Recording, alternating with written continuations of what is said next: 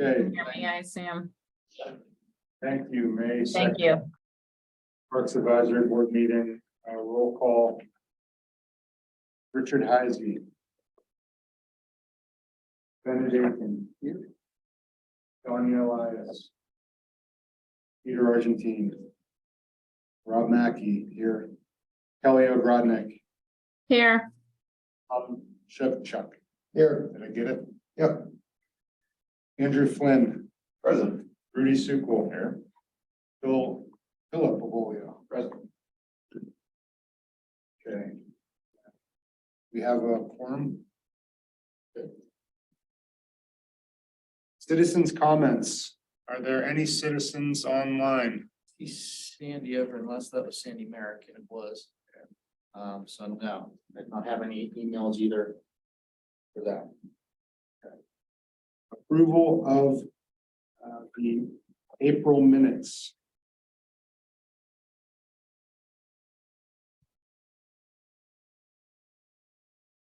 Do you need a motion to approve the minute? I just had one comment, which is Starzinski Bishop. Yeah.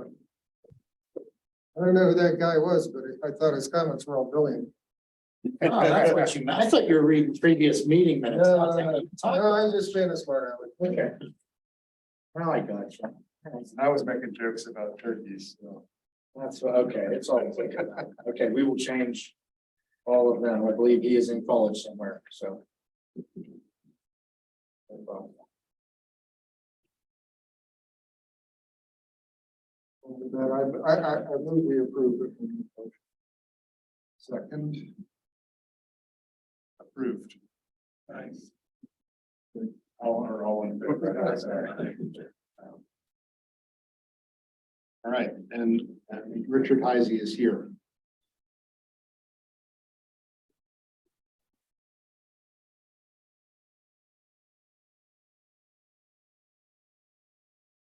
Public Works update on grounds, facilities, trees, etc. I have a couple quick things. I think Rudy has a couple too. The CIP Main Park Fall Zone at Main Park, if you hadn't had a chance to swing by and look at that, that project is complete. We had some issues around some of the perimeter edges. The contractor stayed on site to make sure things were safe for the weekend. Since we completed on a Friday, he came back the next week, finished everything up well beyond a reasonable fix. It looks great. He also offered and installed a couple inserts where he cuts portions of the turf out, puts in a hopscotch pattern, something fun, adds an extra kind of ground play element for the kids. So that was on his own dime. He even mobilized the crew a third time to come back and do that. So that was Forever Lawn.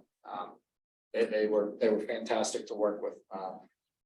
The good comments the couple times I've been around for just routine inspections and everything like that. Seen residents, non-residents, little kids up to larger ones, and it's been all good comments on that project. So that product has an 8-year warranty. They'll come back for any seam separation, anything that looks like it's not laying right. But as low a pile as that turf is, they actually seamed it in very well. It's hard to find those seams.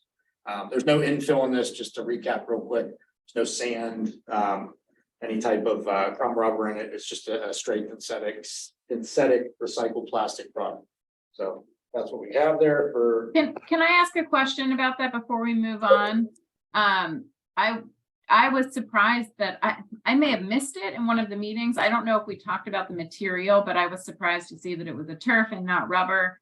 And I was curious how that decision was made and whether was it a price related item or pros and cons to the material?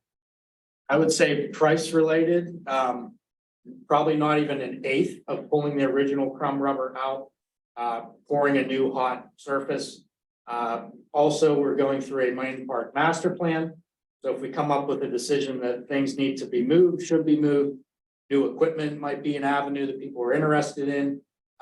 We don't want to throw $100,000 plus fix at the base. At the same time, it was not safe anymore. There were tripping hazards that were opening up on the seams. The rubber itself was degrading.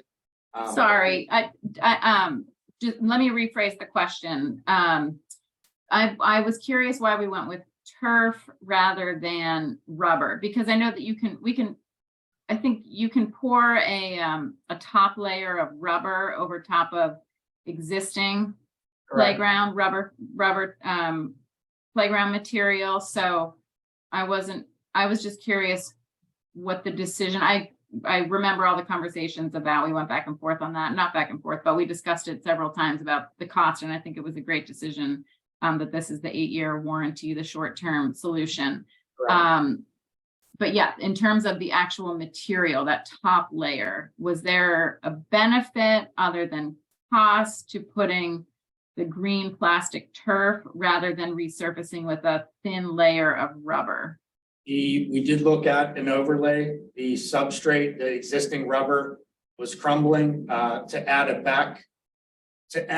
a binder layer to the top to prep it to even receive that top layer. We were exceeding the cost of this.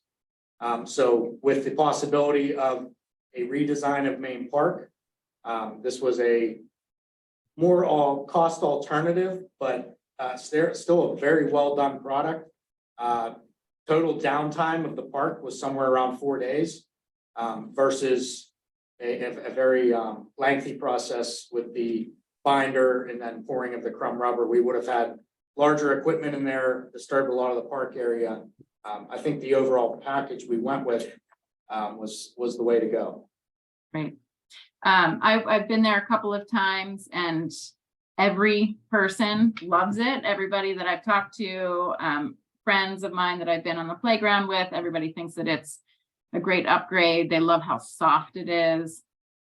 I have heard no negative comments aside from something with it, which I think we should consider in the future. Maybe we couldn't get around it, but the fact that the playground was closed at the start of spring break, when I guess the benefit there is that on spring break, we can use any of the school playgrounds, but I did hear from a couple of people, oh my gosh, didn't anybody think this through? Like, well, I figured there was probably just some scheduling limitations there.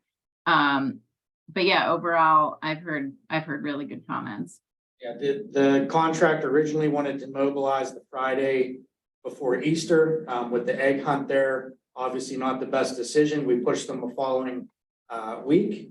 And the thinking of better now than when school was out and there are actual programmed camps on that surface, we had to jump on it and get it done. So that the timing wise is just when it happened.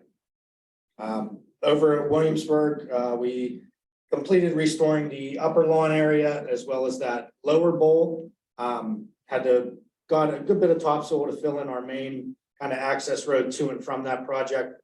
All the rye in that mix is starting to pop right now. So we kind of, it's a nasty week, but kind of perfect for the work we did over there to make sure that Nice dry spell to work in there. we did. It was workable and easy to do up there. Start our overseeding, fertilizing of the ball field areas, large park areas, opened restrooms over at Main Park, the concession stand facility in between Dixon and Middlefield. And we're just kind of going through parks right now, just working with our mowing and flower bed contractors, picking up fallen limbs from late winter and stuff like that. It takes a while to get everything that came down sort of out of the park. So that's what we've been doing. I just have a couple quick things. We just received all of our trees from the nursery that are safe to dig in the spring. So we'll be planting those here the end of this week, early next week. Those include the several trees that we have for Williamsburg Park to wrap that up. I think, what do we have, 8 for there, Phil? 6 or 8? There are a couple elms, shagbark, hickory, white oak, and some redbud. Right. So those will be planted either late this week, as soon as the rain stops and we're able to get out and not make a muddy mess. They're down in the public works area yard. So we got those. And I have a contractor working on the sidewalks over to finish the project up over at the new platform tennis building. Yeah, they formed it up on Monday, dug it out, and we're gonna pour concrete today, but it looks like we're gonna push it till Friday. First Friday we'll have, so they'll have it finished on Friday. We plan on having it completed and open tomorrow, but weather didn't work out for us, so. That's highlights, that's all I got. I just want to thank Public Works again for bringing the trees that, Those for the two, Bird Park project down for the culvert. sure. Because, Those were bigger than I thought they were gonna be. Yeah. a backhoe was way better The than my balls, culvert. the ball burlap one is Yeah, huge. I didn't expect them. Project's But- really nice. Yeah, So we got about 30 trees in, if I counted Wow. right, and I think all the big trees are in. We had like 21 people show up on Saturday. Great. no trouble moving them up to the planting sites. Oh, they, you know. Struggle, yeah.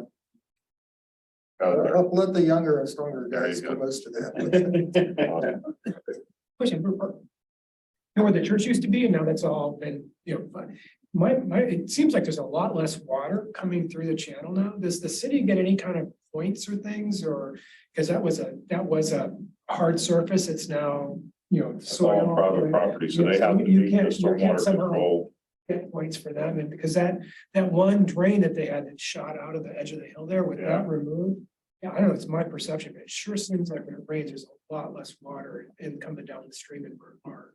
I mean, we get it with our MS4 permit, the pollution, the PRP credits that we get are for projects that we do on municipal So you property can't or like, public. like pay him $1. No, I don't think so. Hey, we removed these storm drains in the. Honestly, summer. Richard, I would have to actually check with the engineer, but I doubt it, because it's, we do have things in place for stormwater management on private property for certain size lots, and that will be applicable to the development of So that if you had a lot. credit converting, commercial space with a hard paid lot back into residential space or something like that. Whatever it is, it seemed like it had. an impact. Good, well, that's positive feedback, that's good. I know that was all impervious before, I mean, it was all And then paved, there was so. that all went into that one outfall that shot right Right. in that, where all that Off to the erosion was. corner, Yeah, right. and it's gone now. Good. You can Good. see it, I think you can see. Well, the there's difference. an example of the regulations that we have in place for development, that they actually work and reduce the runoff from those properties, so it's great. Other questions for Rudy and Phil? Okay. Sorry, it took me a second to unmute. Whoops, let me start my video. Phil and I have been in touch about placing the 4 trees in Williamsburg, so I will be, we're coordinating together on that, so I'll be going out there to place those final 4 trees. I'll send an email out to the Williamsburg Park group to let them know that that's happening, and we're going to be finalizing that. And then we also have an item from a couple of months ago, actually it was from the fall, from the Bird Park Creek restoration. I mentioned it in the last meeting that I attended, that we had met with Dave Hales, me and Phil and Dave, in the fall to take a look at the stream banks to see where the perennials took and where we may need to replace them. And, ideally, time-wise for Public Works, Phil had said if we needed to do any sort of replacements early this spring, I think it was March, maybe, Phil, would have been an ideal time, but we couldn't really see what was coming up yet. So the perennials and the ferns are now up and in, and I was down there last week, and it's really pretty sparse. So what I'm going to do is take Phil had sent me the drawing, so I'll take the drawing and I'll create a sketch and take a look at, where and what hasn't come back. And then we can come up with a plan to fill that in if possible, either this fall or next spring, now that we know what has come back and what hasn't. But that was one of the items that was Phil and I have been talking about. So Phil, it's on my list, so I'll get that to you. No problem. Related to that, just the background, do we have a density specified in our RFPs for planting?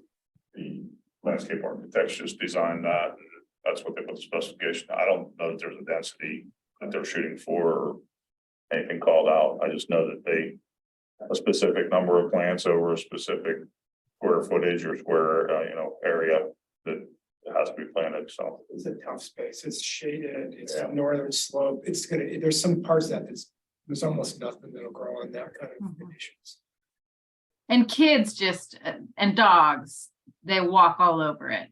And as they do, some of the steeper areas too, they take out the soil and they take out plants as they're going down. Right off the bat, when that was initially done, we had some vandalism down there where plants were yanked out, different things, so, yeah. I mean, kids play down there, it happens, but. Yeah, I wonder when and if we replant, if we might want to designate little paths to walk down to the creek. Because the kids like to go down there and it's a great opportunity for them to engage with the water. But maybe we can think about roping off some areas sectioning off some areas until some of those plants take. Otherwise, like Rudy just said, they just either get popped out by hand or from feet.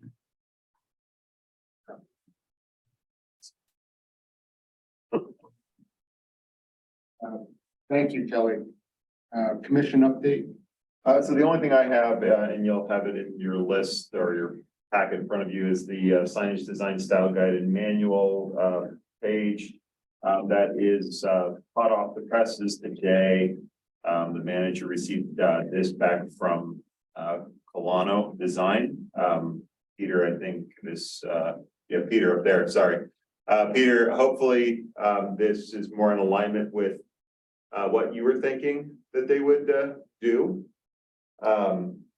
Yeah, so I suspected that this is what we were going to go with. I know that Commissioner Randy is going to be taking it to the sports board, but this is very much more in alignment with what our conversation with the manager was regarding the sign guidelines, design framework, rather than all the signs and everything that they were originally proposing. So I think it's in the right direction. It's again, the price tag is much more where we want it to be. So I think it's what we're planning on doing, unless someone screams and tells me it's horrible. Can you Just send it send that to Kelly and I so we I can just- see? Yeah, Just saw that. It looks like Phil just forwarded Okay, forwarded great. it to us. thanks. Yeah, again, we were just trying to avoid a little bit of mission creep, but so yep, there are lots of other people involved too. Yeah, so that honestly, that's my only real update. Lots going on, but nothing report.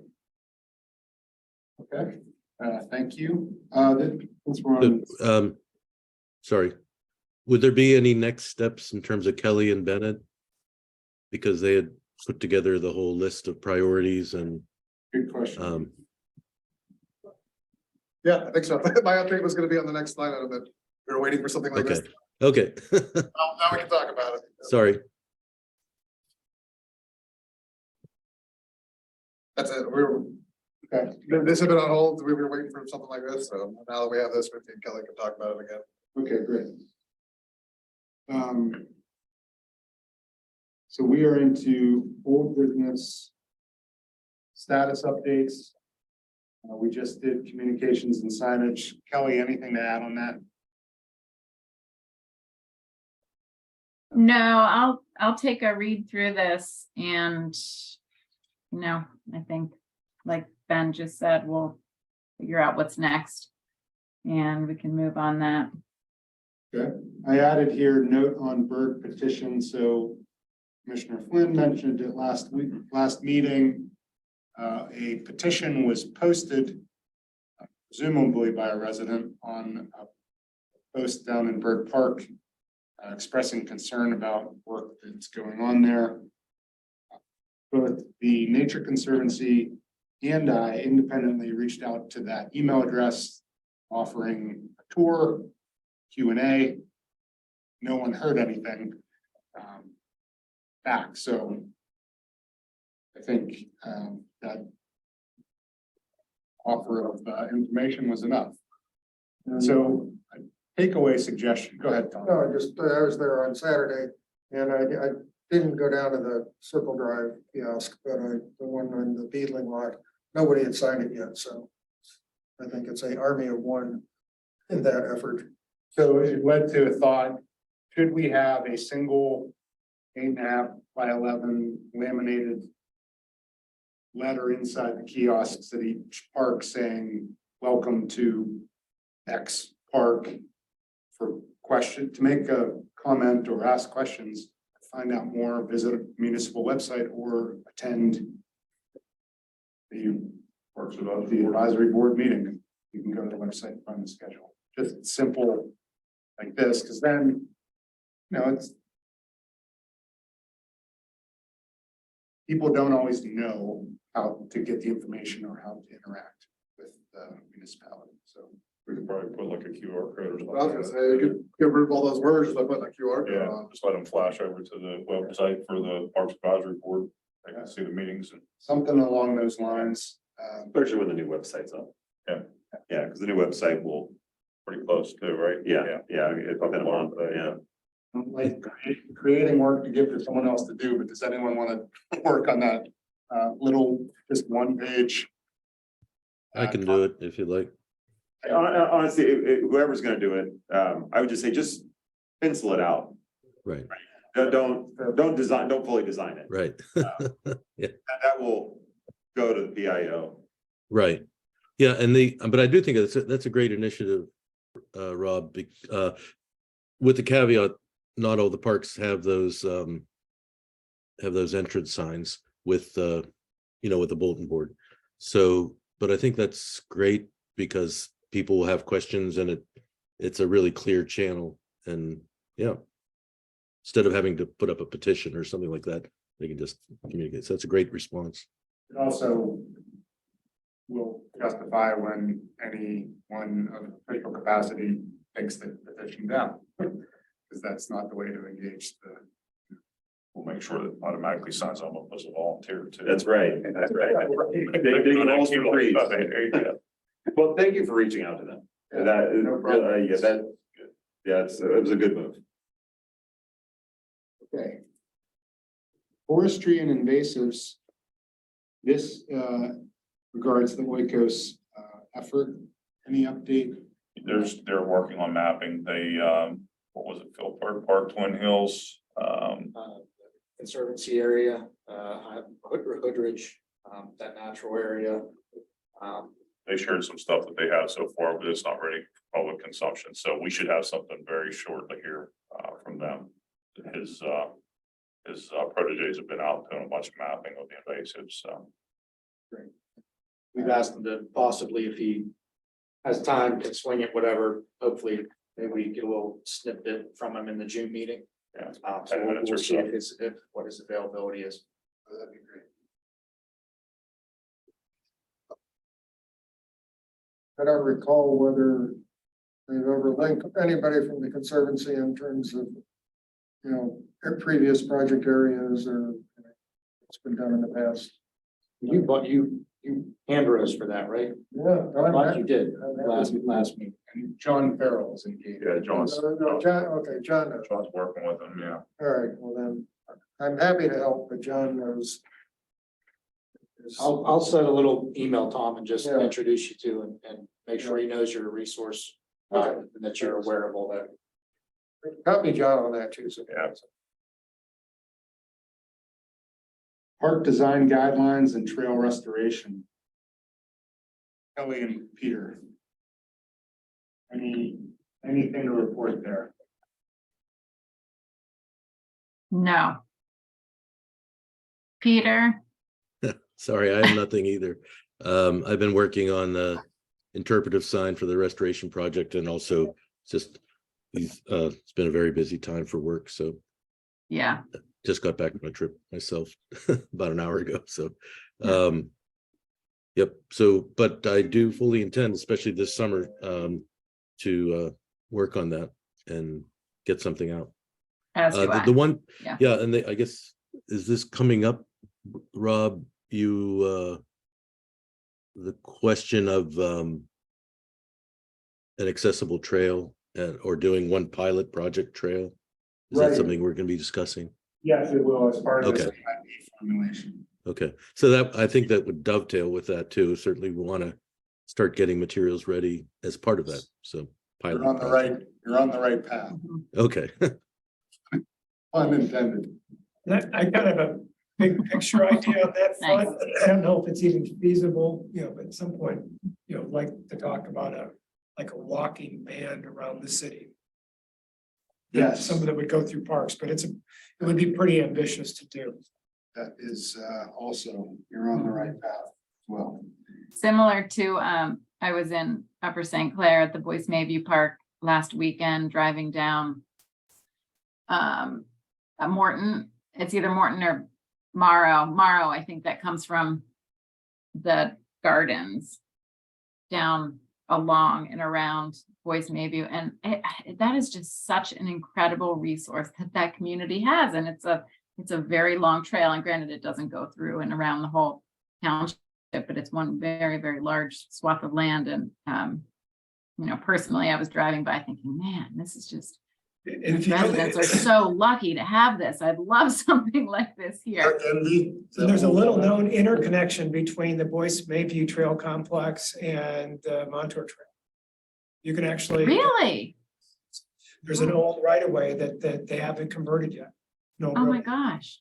So you Wow. can go from that trail network to the, and then there's another interconnector that goes to another park. So you can go almost, I think, 12, 13 miles. So hold these thoughts. So, We're gonna get here. Hold those thoughts.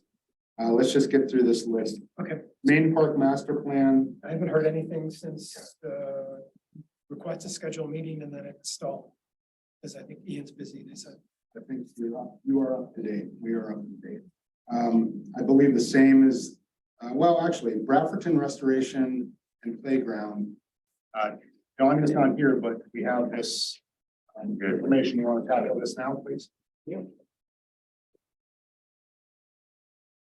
Let me find a way to get this over to Kelly and Peter. What we're looking at is just the general scope and I'll get this over to you, Kelly and Peter, so you can review in detail as we're able to now. There's nothing real crazy or flashy about it. Replacing the 10-foot fencing along the toe of the slope. And a alternate to address the 6-foot fencing that divides the current basketball court from the multi-surface natural surface. Additionally, there's a alternate for 4 inches of topsoil and seeding mix on what is the current infield that is just kind of weeded over right now with undesirables. As I'm sure you're aware if you've stopped down. Just out of curiosity, is that, if it's not gonna be vaulted anymore, is that 6-foot fence still needed? Because they're gonna play soccer and so forth there, so they don't want the, you mean between the basketball court? Yeah, not along the slope, but yeah, because that was at one point, and I've been there visit that people in the neighborhoods asked either if it could be moved a little bit. So see where it's on the one side where it angles. Mhm. So run the fence line just over maybe 15 or 20 feet to give some play space there, or maybe put a picnic bench or whatever. But I was just curious if it's not to stop, say, a baseball from rolling. I don't know how the field's being used now. I know lacrosse was using it for a while, but now the other lacrosse fields are open back up. Is this getting used a lot? for practice? There's a lot of soccer there, a lot of lacrosse from what I've seen. The goals are set up right there. Too, yeah. I mean, I just didn't know if we really need a fence there or not. That's a downhill slope. Which on the upper level, is that a downhill slope or is that an uphill slope? Here. That is downhill right along that. Yeah. That fencing that you're talking about along the basketball court is not part of this project. This is the fencing that is used to delineate the multi-surface field that is there. Right, this. That section there, Richard, yes, that, right now, there are goal mouth areas that are pretty close to that. Okay. I don't know if it's really that helpful for stop and rolling balls or if it's wanted. It's something we can discuss with David Donnellan, who programs that space. He might have more feedback. Yeah, even if it would make more sense to just run a fence line all the way along here, that whole slope, just put one nice fence along the slope. It was something, again, the homeowners brought up, just that fence, if it really wasn't needed for sports, it'd be just nice not to have it. So that just to open up that area so kids can run back and forth. And then if the issue is someone's gonna kick a soccer ball and then it's gonna go across the court and go down the hill, then why don't we just run the fence along the whole hill? Just a thought. Pickleball court. Williamsburg. Williamsburg and Meadowcroft. I know, Meadowcroft, yeah. We'll be happy to have mark out a grass pickleball court. for you to play. Oh, last on, then we gotta maintain that. Wimbledon. There is no playground in here. There's no additional fence work back by the basketball. We were aware that it does need addressed. It's not part of this initial phase. The mindset is if there's a bigger picture here, we wouldn't be losing anything by addressing the existing fencing along the toe of that slope and getting that current infield at an elevation that drains well and plays well and adds, a better chunk of acreage to what small flat areas we have around here. So that's kind of the intent of this first go. Remember, there's no fence around the basketball court, right? It's the back side of it, Backside. and there is one along the side, but there's a lawn area that's pretty sizable. That it kind of comes out of like that triangle piece that you see. Yeah. There is lawn there that is maintained and cut. And it's used for walking around the edges of the field. There's a lot of walkers down there. A lot of people that cut through that area. Let me run by them. So I'd be curious, it's just kind of arrangement. There's a different fancy arrangement, which makes sense. Okay, thanks. The rear fencing that was on the other slope, Public Works removed that this past fall. We filled in all the posts, seeded, kind of restored our way back out of there. So that little portion was done ahead of time. You'll see there's just small notes in there that say that was already removed. And is there anything that can be done in that swampy area in the one corner? I believe there's notes in here for drainage. They identified a ponding area in the back corner. So there will be some remediation. There's already pipe in there. Yeah, it's just the fill gets wet. It does, yeah. There's a natural spring that runs down. There's some cattails and so forth. So do you have a pipe going? Yes. Yeah, what you see there marked out. It goes up towards the corner of the two fences and down over that steep hill. There's a, Yeah, our guy televised that it's okay. So we're gonna be able to look into it and expand. We can drain it in that slope. Yeah, there's existing inlets along here right now. I think this flow catches them in or a structure there and goes to here and goes down over the hill. Gotcha.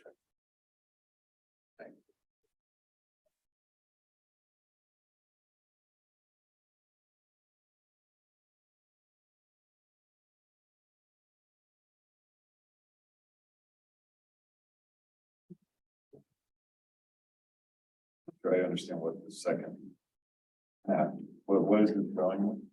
Area disturbance. So we're gonna try to not disrupt the playing surface in the middle. It's made up of grade. Yep.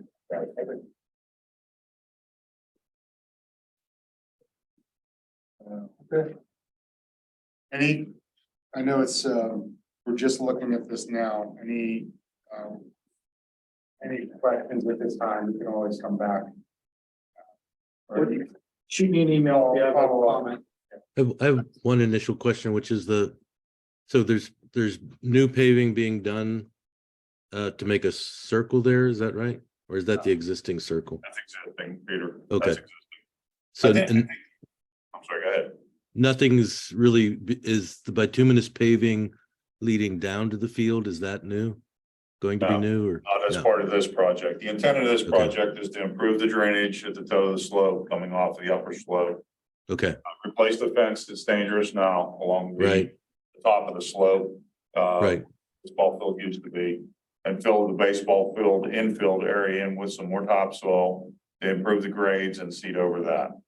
So Okay. we have one big grass field that is kind of a universal field for kids to play soccer, whatever, however they want to program it, but then they have one big field. They Right. use, but it won't be used for baseball or softball anymore. It used to be it was a girls' softball field and a pony field. years ago. Right. Is that shed in the area of disturbance, is that getting removed or? I don't know, the recreation department put that on there, so, Yeah, I want to say it's like somewhere here. yeah, it is, yeah, right off to the right, when you come down the entrance. But I think the one thing I would add, even though it's not at the scope of this project, but is to, if there's some way to fast track making the path down more accessible for all the elderly and for people who aren't as mobile.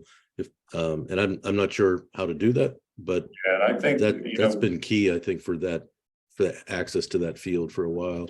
Yeah. It's really steep. parking's an issue down there too. I mean, you just have that small area of the cul-de-sac, but I think the approach here was to get the field in shape and then address with the funding that we have appropriated right now. This is probably the extent of what we're gonna be able to do. The fencing Right. alone is estimated at about $50,000. So just to replace that fencing along the hill. Wow. So $81,000 project. I think it was, is that how much it was? Yeah, and then there was an earmark of reduction because of what Public Works removed in-house. In-house, yeah, So I brought it down to 70 something. yeah, 70s, I think it is. Can we prioritize invasive removal around this park and around the field and the court? Next spring or is it in the fall? When do we have, I can't remember the company, who are we working with? Who do you have? Like, Not Oikos, I'm sorry, but the guys who are actually in the field. It's a mix of Eichenlob and I can- some small areas that we can manage time wise. Okay. Do we want to prioritize that because this is going to get a facelift? Do we want to also focus on the vegetation? But we can take a walk through there and see what's exactly going on in there. I'm not sure if you're meaning down over that slope or just the entrance and approach. Or around, yeah, I'm not really super, that's one, I think that's probably the park that I'm least familiar with. We can check it out. Yeah, I do remember around the basketball court. There's that small strip of lawn. Let me look at the drawing here. Small strip of lawn, but then you can see that the shrub line I'm just trying to remember what's there, but I think it was some invasive shrubs. I don't remember what, but and then I didn't walk around the baseball field, but yeah, we could take a look at that and see what maybe we could do.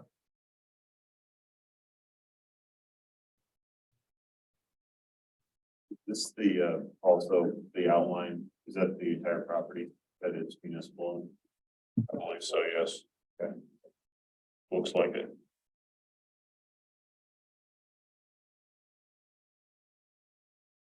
Exit enter down here on the bottom side, like this would be McNeely there, down here. Yeah.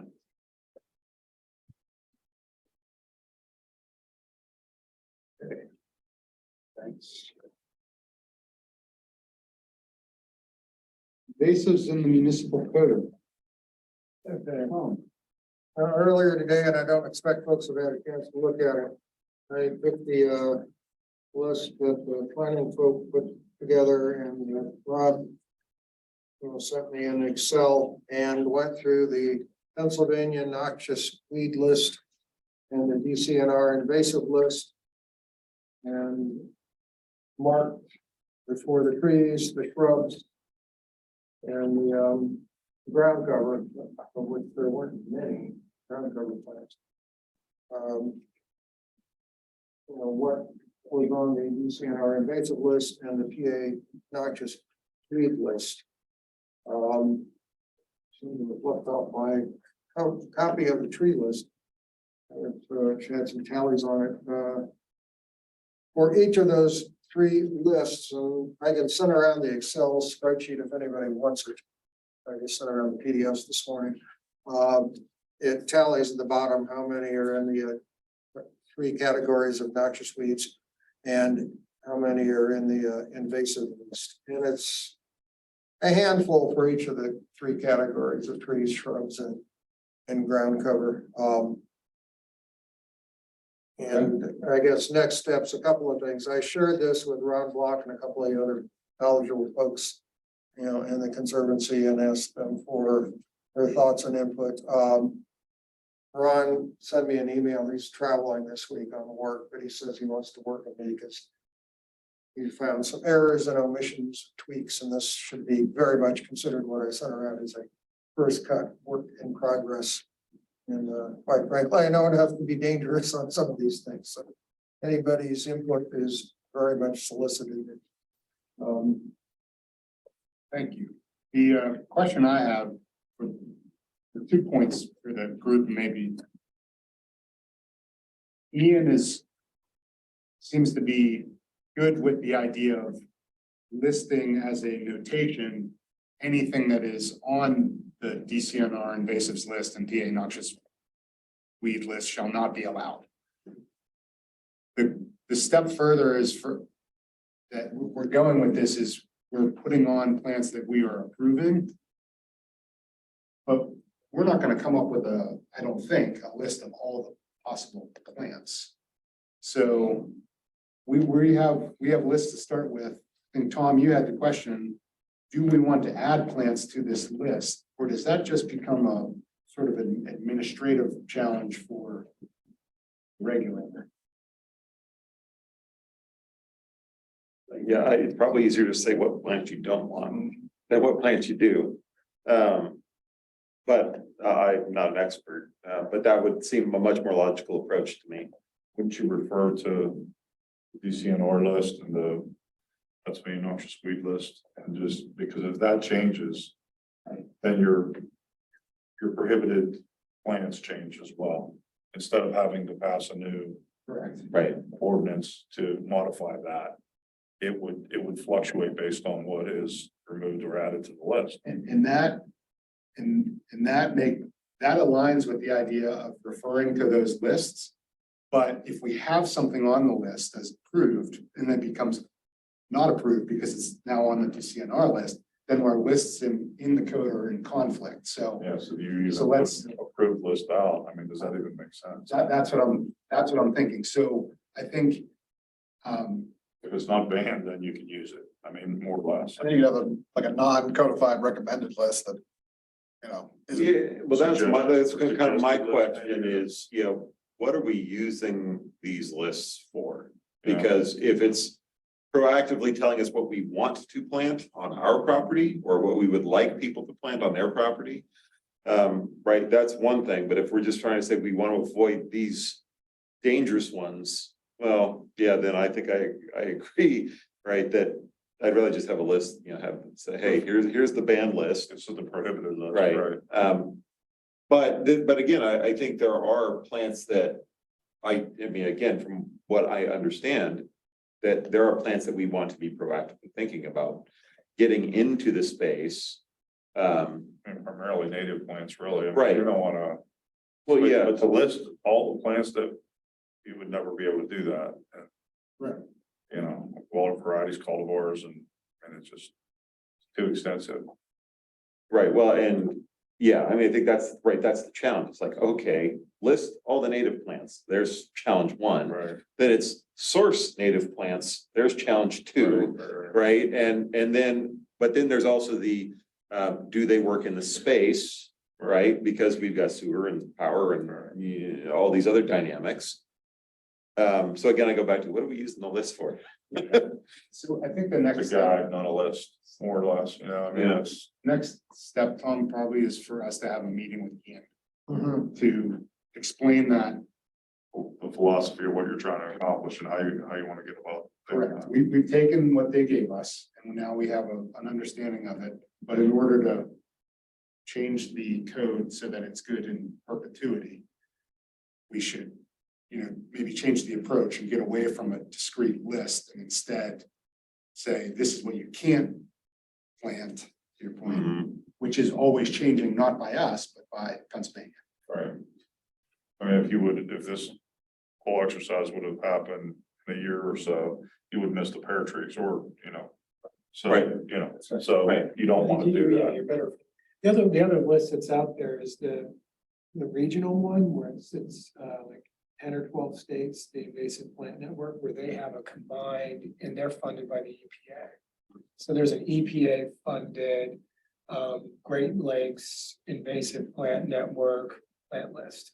That's, you know, it's federally government funded. There, that one, that's another one that could be referred to. But that's an official, every state sends a representative and they have a combined list. I think by default too, a lot of these fall off because they're not available anymore. Yeah.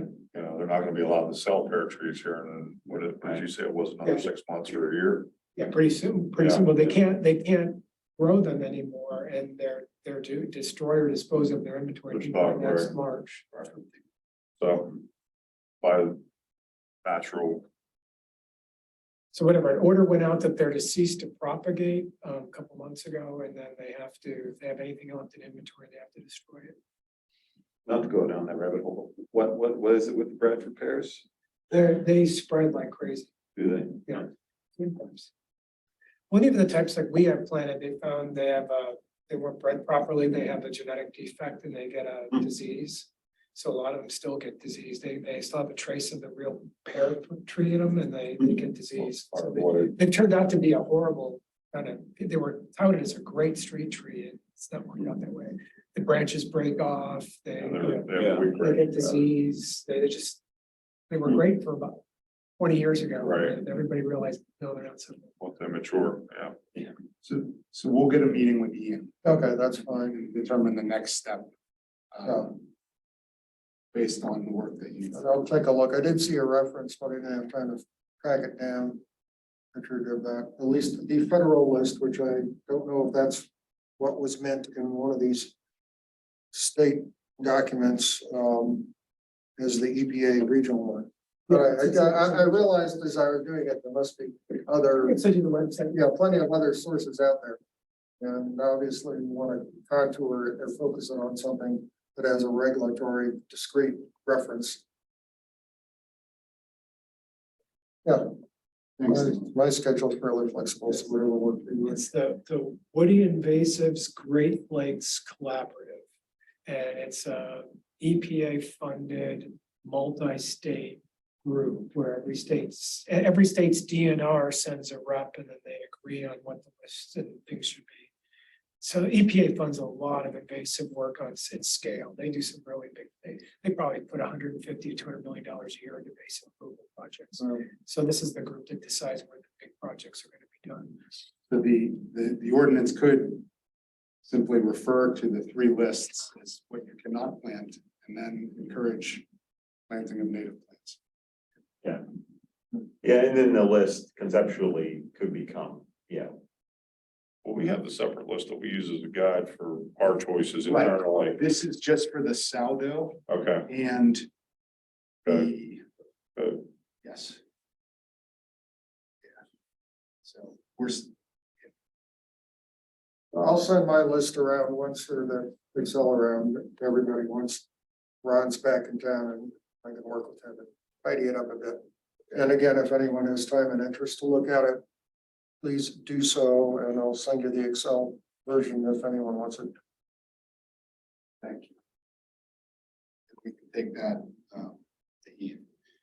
All right. Comprehensive plan activity. So thanks for the opportunity, Kelly, to go to a couple of meetings.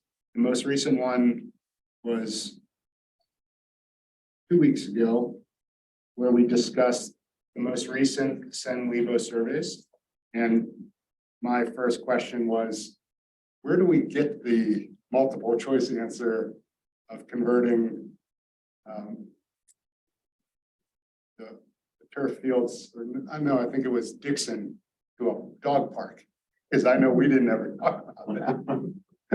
And it was, they took feedback from the survey responses, the initial survey, and in this case, pins that were dropped on the map as a way to formulate answers in the second survey to see what resonated with people. Because I looked at that and I thought, what is that? Like I said, we never talked about that. So there were three main areas: mobility, resiliency, and engagement.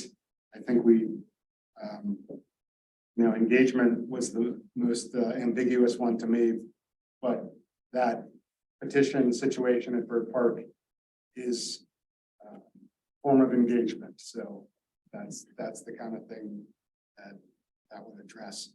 The question I have for the group is, would anyone, because Kelly, you have enough on your plate, would anyone else like to be the Parks Board representative to the comprehensive plan? I'm happy to continue going, but if anyone else wants to do it, I'm totally open to that as well.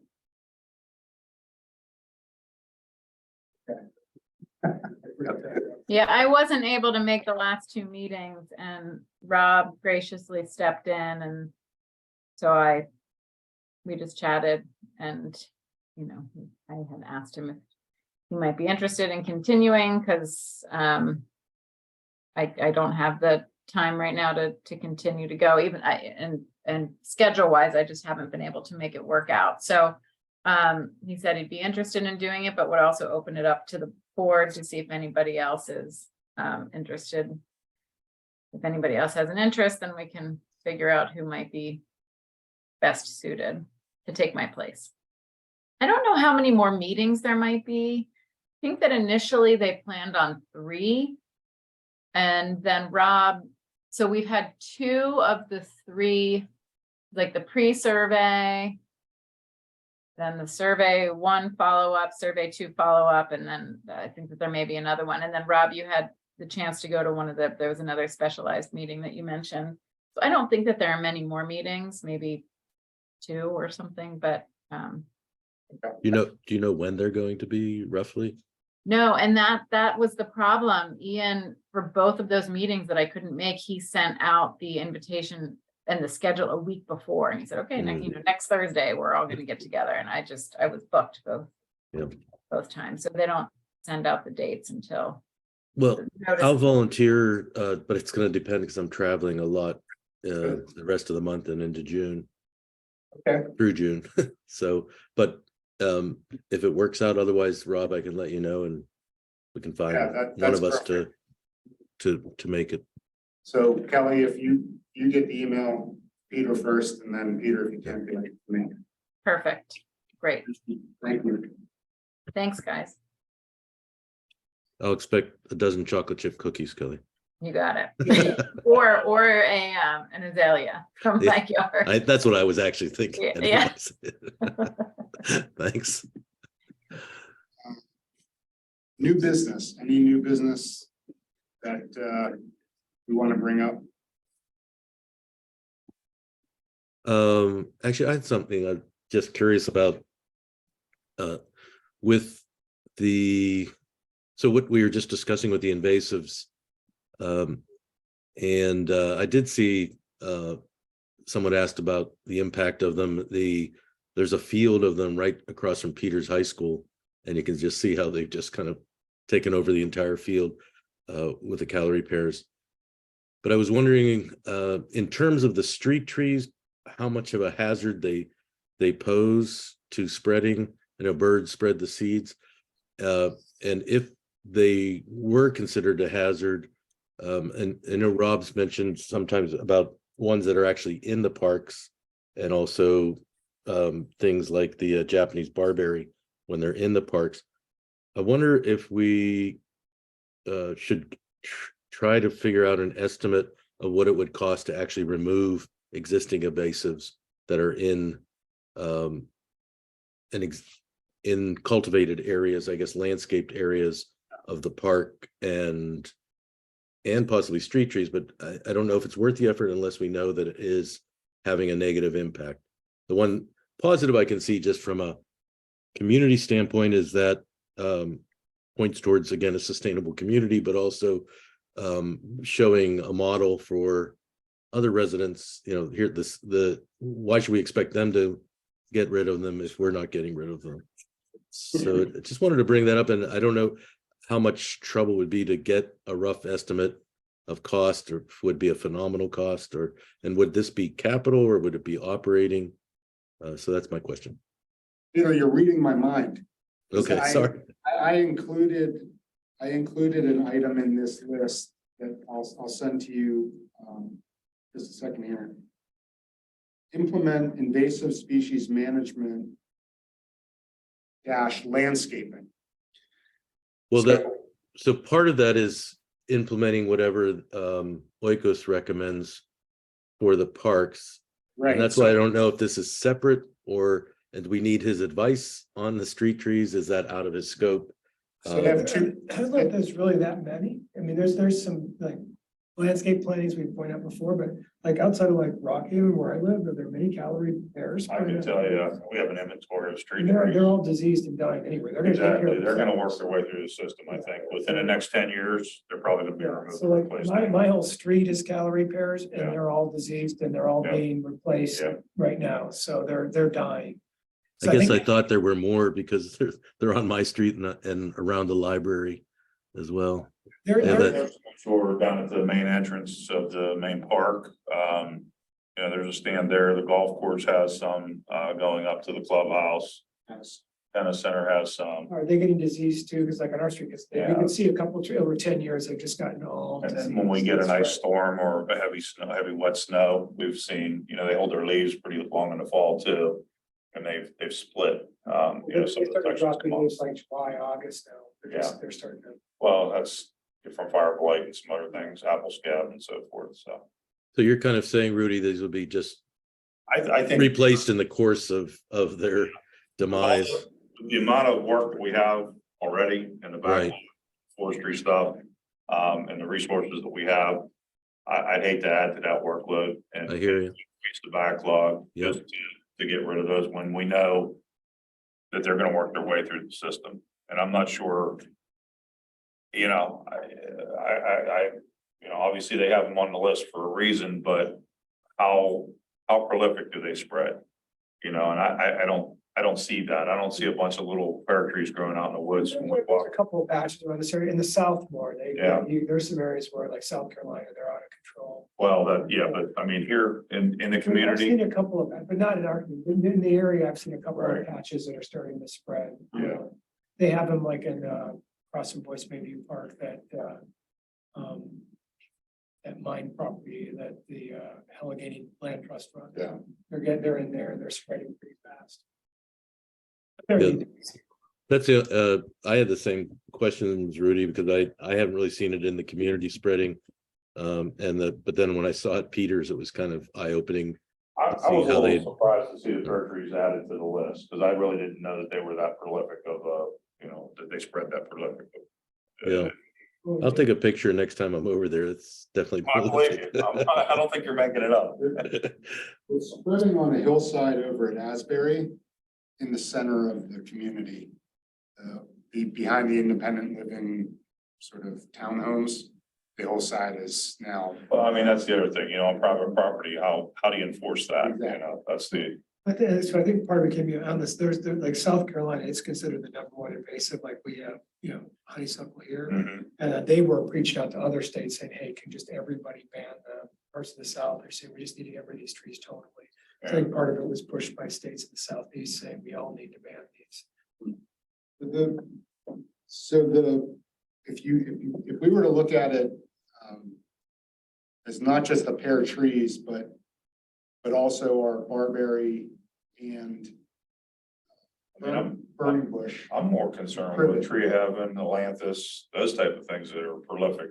You know, they spread through seeds and waterways. I mean, you know, we got a bunch of that stuff. I would rather get that stuff into control. We can see how that spreads like wildfire down through different areas that are, yeah, exactly. And I mean, knotweed is one thing, but the tree of heaven, I mean, that's a big problem. You know, it's a fast growing tree. It's relatively weak. It seeds prolifically, so you get a lot of seeds. It's tough to kill. It's tough to kill too. That's right. You do it the wrong way and you're actually you're spreading it. Yeah. I've So, never seen a patch of wild barberries, you know, like moving its way through bird or anything. So, but I think if we're gonna spend resources, I think we do it with those things because over time, and then if we do make the decision that we want to do that, we'd have to, you know, we probably have to outsource some of that. So we get contractual prices to remove and replace, or at least remove.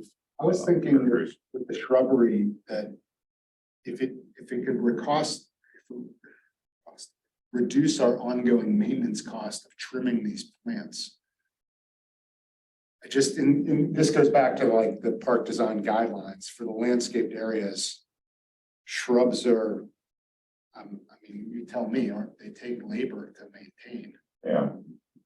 Yeah, They don't, I think there are two different schools of thought on this. Some people say that tree or plants will continue to grow if given the opportunity, into perpetuity.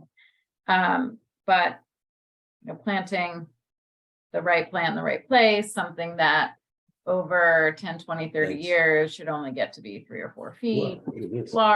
3 or 4 feet tall and wide, or whatever the space allotment is. The idea there is for the right plant, for the right place, you guys really shouldn't have to touch them. A lot of the old plants that we have, like the yews and other plants in the parks, I mean, I'm looking at one right outside my window here, it's 20 feet tall. So they can grow so large over time, but there are so many new cultivars that really just don't need to be touched and pruned. So, ideally, over the long run, we can replace a lot of that plant material, the dead, the dying board, the stuff that looks really terrible, that has, open bottoms and the invasive stuff with plants that just won't need to be touched. So the maintenance needs will go way down. And that's the ideal scenario, but that also, I think, that will be in the guidelines as well and takes training, for the public works crew to not prune, to not trim, to kind of get away from that and focus on other things versus pruning things that don't necessarily need to be pruned. Because you can see that, you see that too in people's homes and, all around. There are a lot of shrubs that just don't need to be cut, that get hacked and then they grow back in a funny way and then you're always after it. So with the guidelines, we're going to get it together this summer. Peter and I, we're going to get it together. I think, not to plant anymore. Let the stuff that's planted die. And if you happen to be there, but focus on the couple of things that really could wipe stuff out, like knotweed or, the tree of heaven. And there's a couple of things that you just let down your guard for a couple of years, property's it's gone. all over, yeah. Like we were working in Pinecone, Rob pointed out some stuff that shouldn't be there. We were in there, we took it out. We were working in Williamsburg, we ripped out the old queues by the playground equipment. So when we're in the area, we'll take care of things. If it makes sense to do, to make a special trip to go grab a truck, 2 guys to go rip one barberry out. Yeah. We'll get it. Right, and that's what we talked about that a couple months ago. The change with the calorie bear was introduced as a question. Like, what do we do? Seems like we have a pretty good answer that they're gonna take care of themselves. We're gonna get them out of the code. We've already stopped planting them.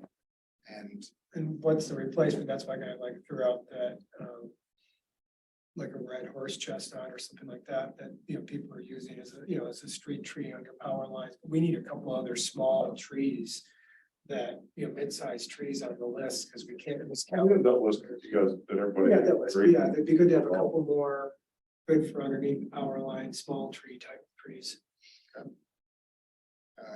Those are the hardest ones to find. That's why I was surprised that one article I Don't came get across, Exactly. the red horse chestnuts in like Ohio State, they were showing examples under power lines. They take salt, you can brutalize them pruning, they're fine. There was an article on using them for street trees where you've got power lines and other uses. Yeah, I saw that what you sent, but that's a little wider areas. It seemed like it was like mediums too, that they were using. They go, 3-foot grass because they're strips. a half bush, half tree, they go up and then they go out, they get really wide. Yeah, They don't go up. but trying to put them in that 3-foot space that we have with sidewalks and curbs on the other side. I'm not sure how well they do there, Gotta be careful. I made that mistake with crabapple and hawthorn a couple of, years ago, and we pulled those off the list. So. Okay. Any other new business?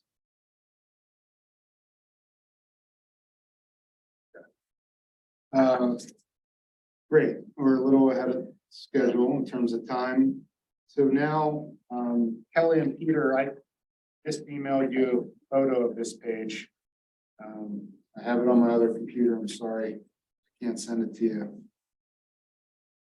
Full document, but what I tried to do for the CIP formulation was take our previous work, ideas presented through email over the last few days, and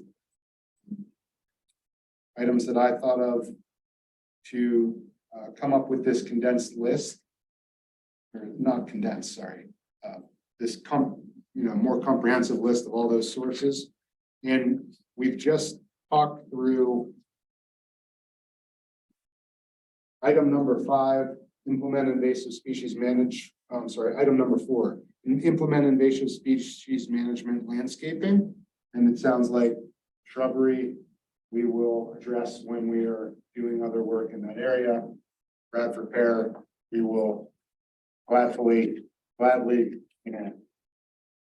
remove as they perish, and so we can cross that one off the list.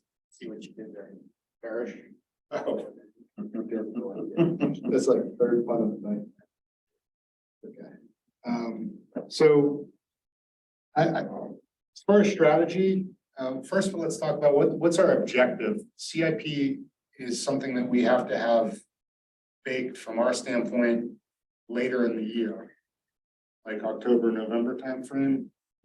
It's earlier than that. That's the first thing we work on is the CIP. Okay.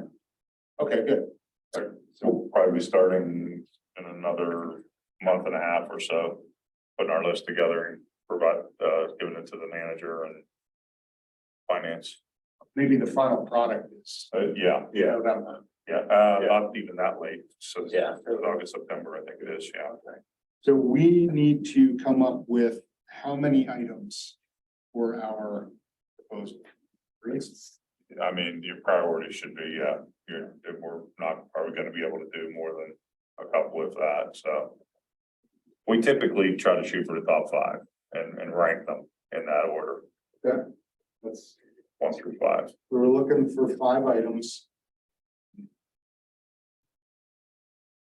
Like I said, everything that we've talked about last year that didn't get done is on the list. A lot of stuff got done, Right. which was great to see.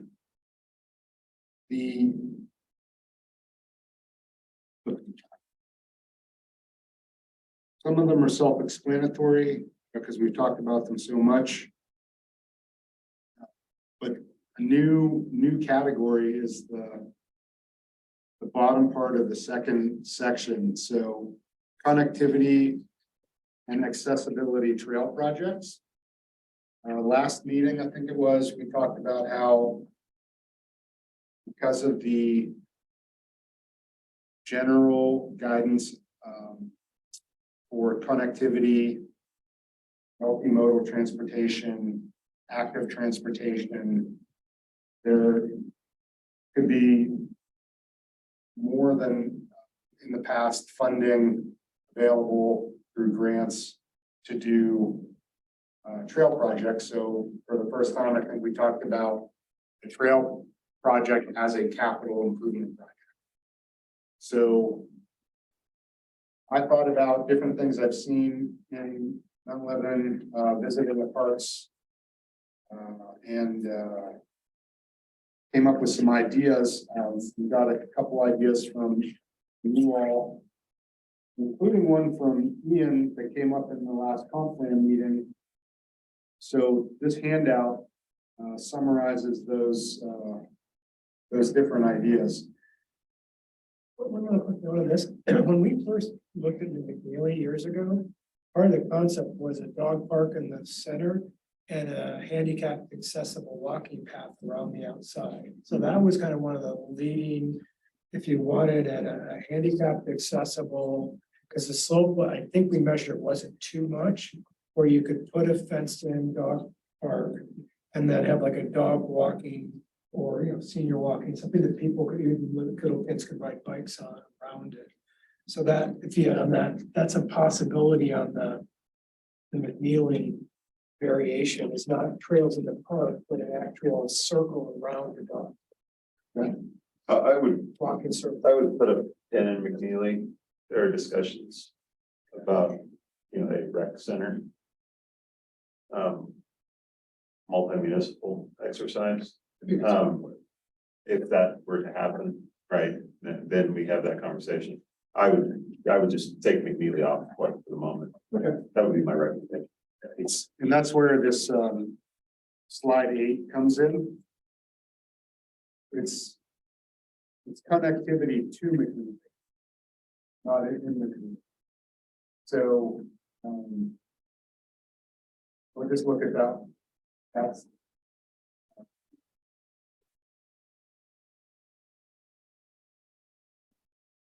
think I'm gonna get off track. If you don't see the progression of this. So if we start with slide 5, Williamsburg.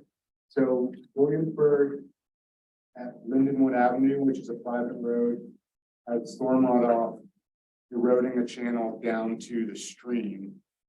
It's pretty treacherous even in heavy boots, and we have an existing issue there. Now, the complication is that it's a private road, so what our responsibility is regarding that stormwater, I don't know. There's some parcels around there too, Rob, that are private. They may not be, they may be owned by some of the surrounding properties. I'm gonna pull up my map. So There's some limitations, I should say, at that park off the end of Lindenwood. And Lindenwood is a private street, which is maintained by those property owners along the way. So I noted on there, the alternate routes into the park are Earlswood and Sleepy Hollow. So there are other ways in. Earlswood is not that far away for those residents. The road basically around the block. And there's a path that leads right to it. Correct. Yeah. The difference. What is the? Sorry to interrupt. What is the, it's like a small little road. If you look at Earlswood's going straight up, come to the end of Earlwood and go left. What is that? That small, it looks like there's trees on top of the road. Is that a path? That's Lindenwood Avenue. It's a. Oh, that's Lindenwood. Okay. So this trail or this park entry starts right at the end of that asphalt. It just goes right down to the bridge. Mhm. It certainly is very treacherous. I haven't been there for a couple of years, but. You know, it's- So I was just putting it out there as an idea. If this is something, because I like to look at it as, well, we can do connectivity and trails, but if we can solve stormwater issues at the same time, that's a good thing. So if there's, if it works, if it's worth looking into, the purpose of this document is to just put some ideas out there to see what's worth looking into. Rob, I'm a little lost perhaps because I'm at home, but I wondered if the list that you sent the photo to us of, if we just ran down those really quickly, I think there's some that might come off real quickly. So it would narrow our list, especially if we're only looking towards 5. Yes, I was just gonna go through this first. Okay, I'm sorry. And then come back to the list. Okay, But you're absolutely right. Yeah, we're gonna cross off.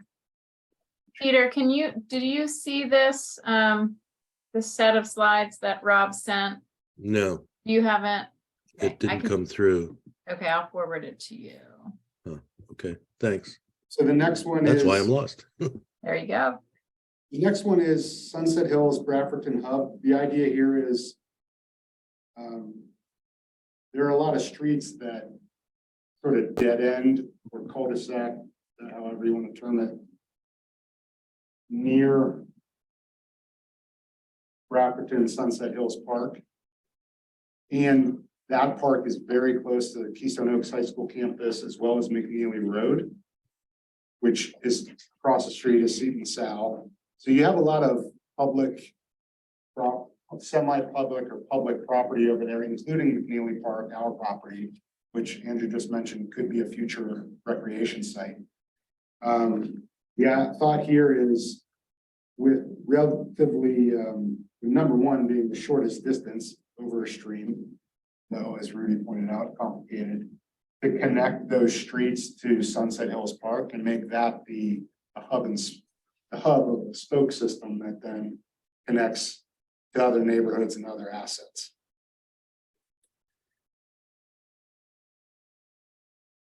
The area behind the new development down on the end of Country Club is interesting because I mean, correct me, but does the property go all the way to Pierce? No, there's Baldwin Township homes over there off of Pearson and DeWalt. So, yeah, none of those parcels link up. It borders Baldwin Township.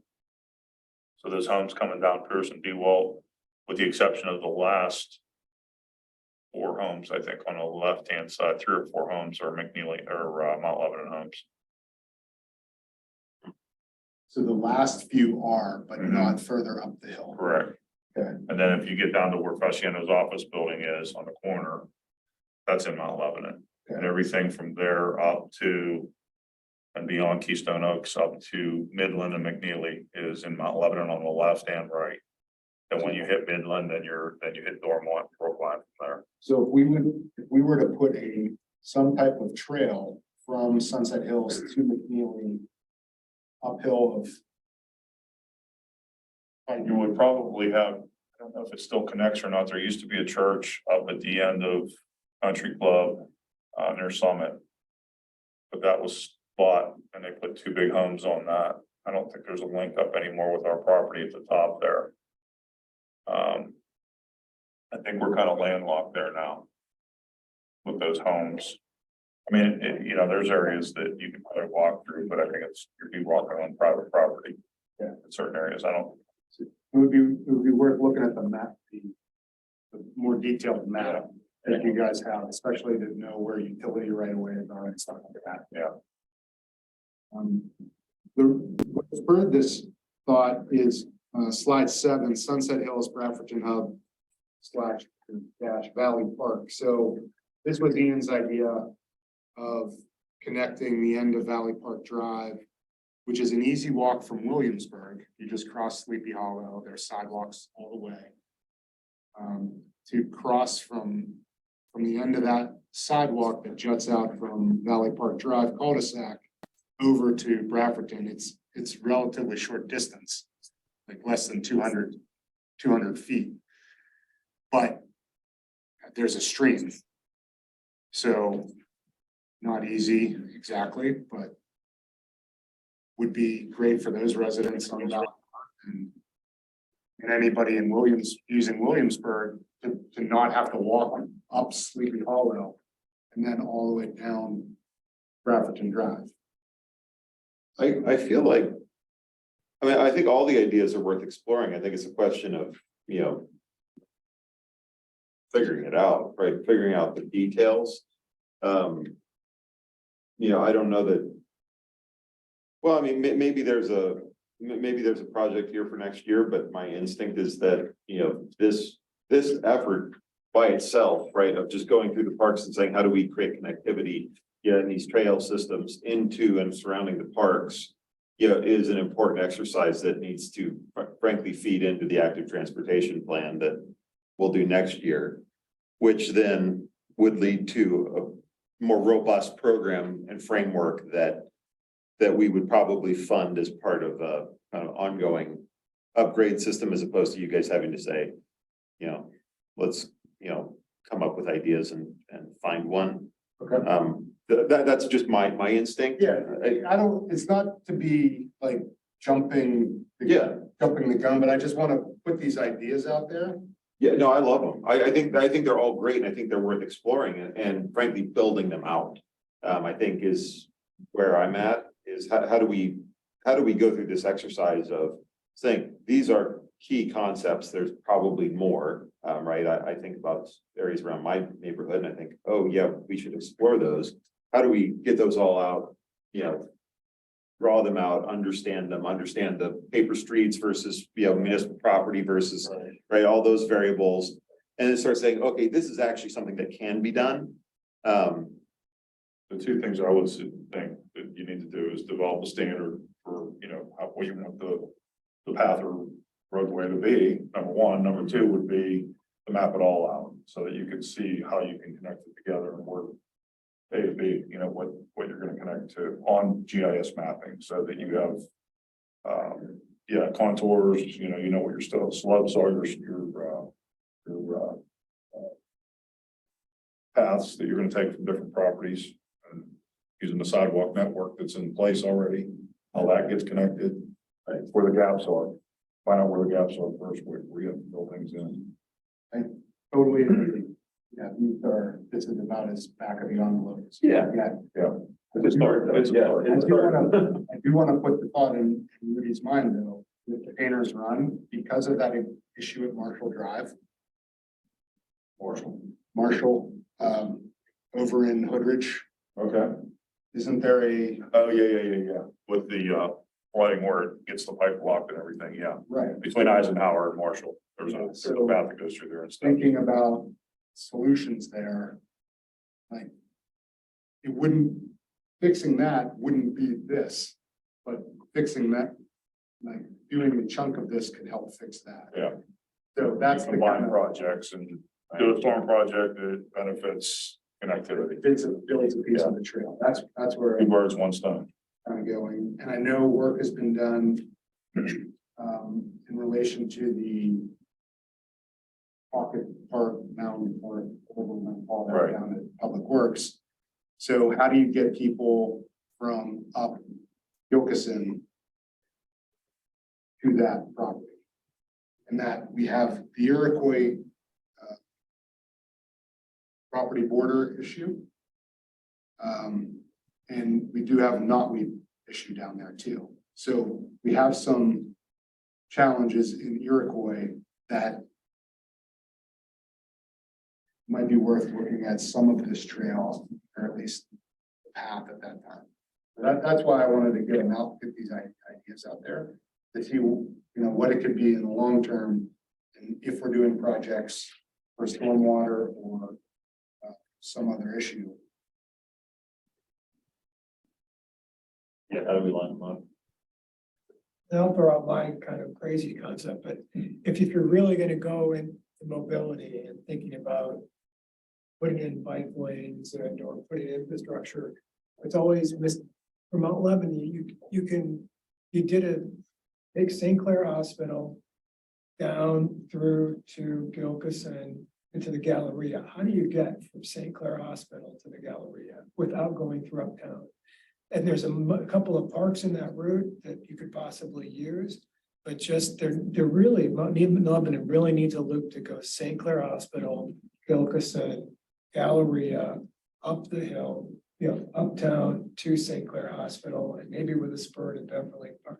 But really said, is there gonna be somewhere we're gonna commit, like, let's put a loop in, or let's put something, we're really gonna look at mobility.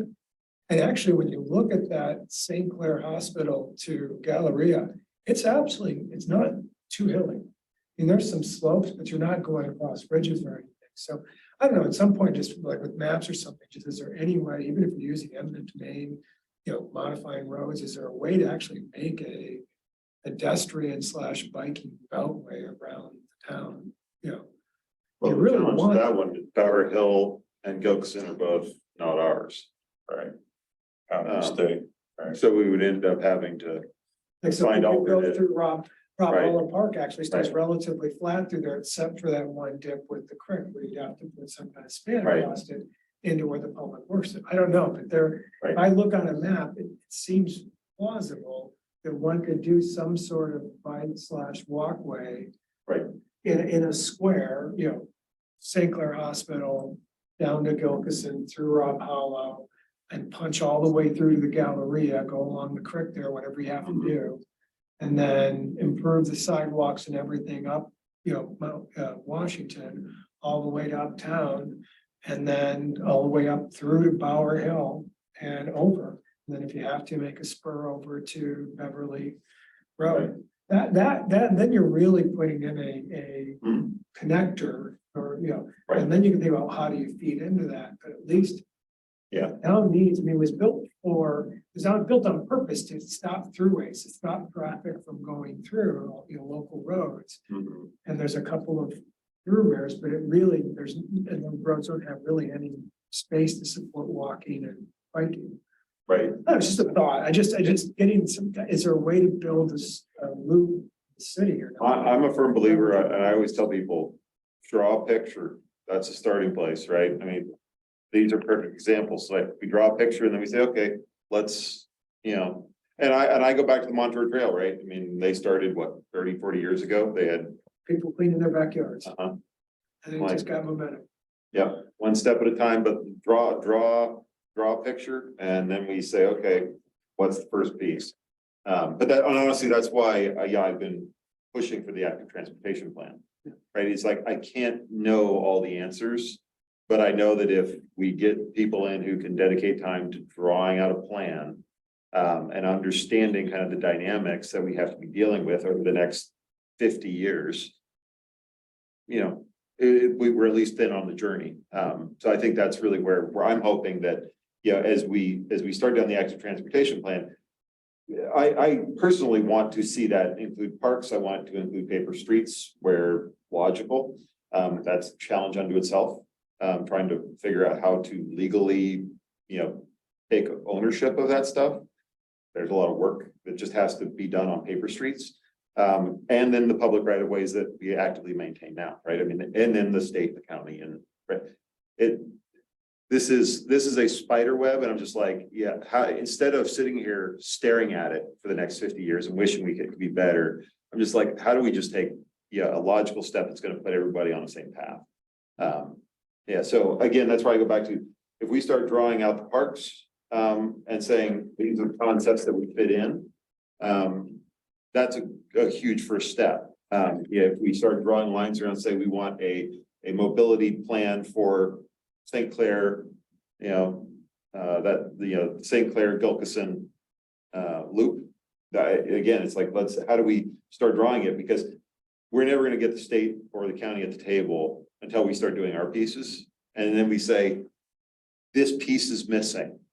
We need to hook it up. I firmly believe if we have everything else hooked up, the state or the county will come to the table. But until then, they're like, you guys are just asking us to do stuff and you're not doing it yourself. Right. So that's kind of my approach to it. Again, I like the systems thinking approach. So then the question becomes, how do we start on this path from a parks perspective of understanding, what our parks are and how we need to understand their connectivity as kind of hubs of the community. Bit of a tangent, sorry. It's the process. How do we get there, the framework?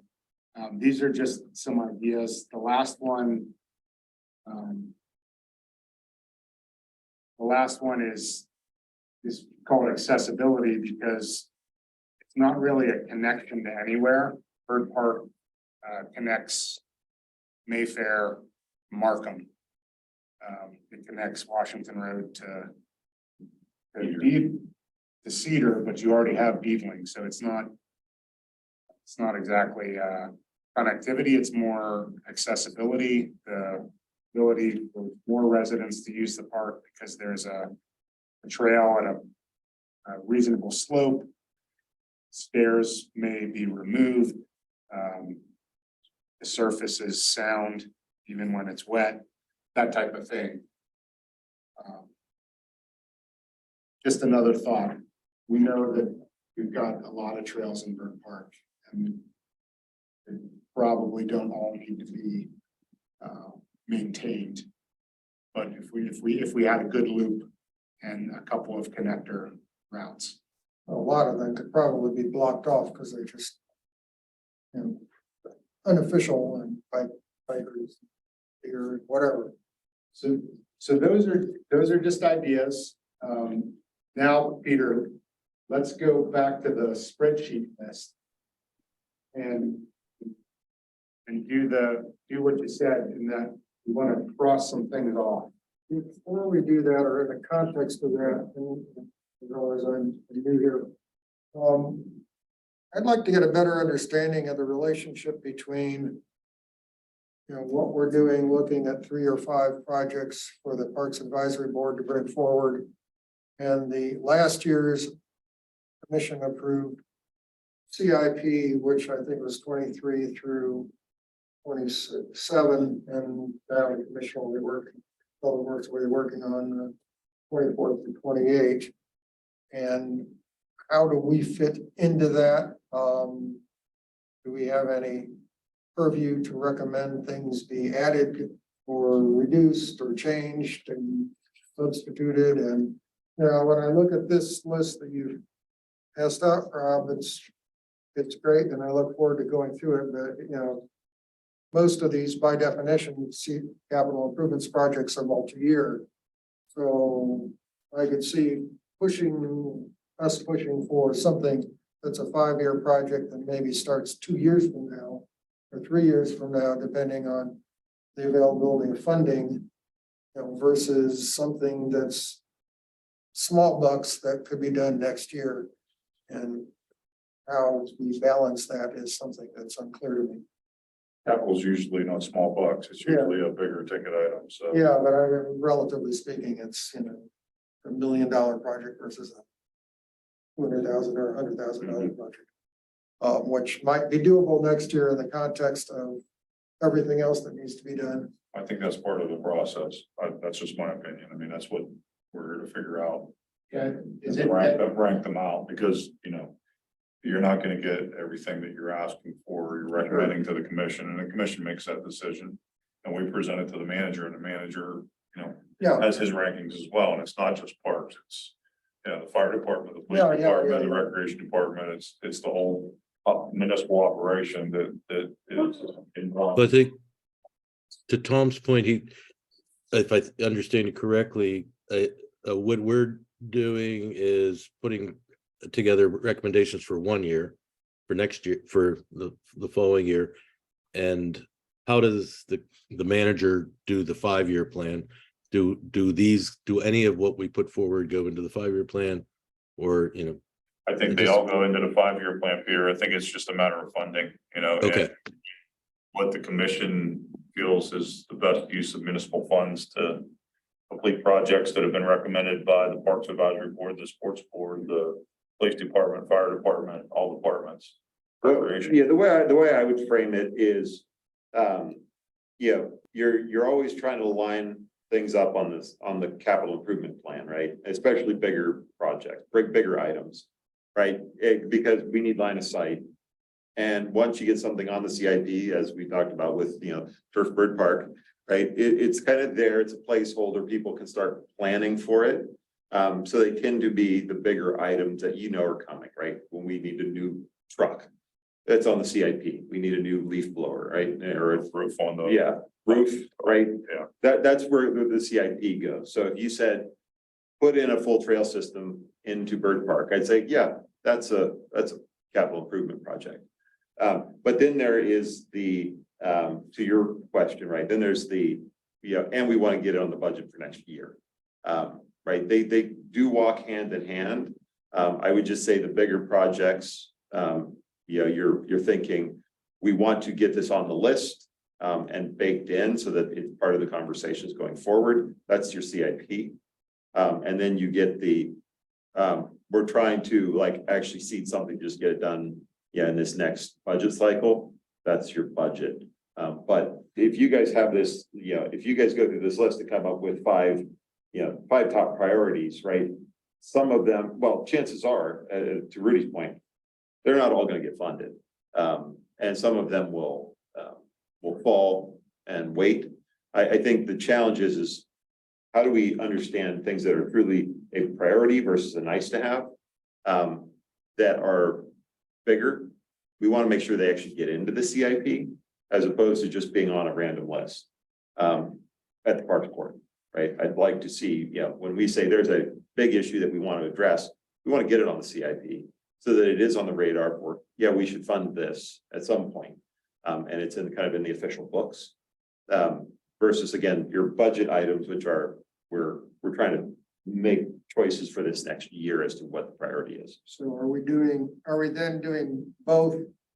Here's our list of modest projects for next year, plus making recommendations for, here are big projects we'd like to get into the CIP, realizing that funding may not be available next year or the following year or whatever.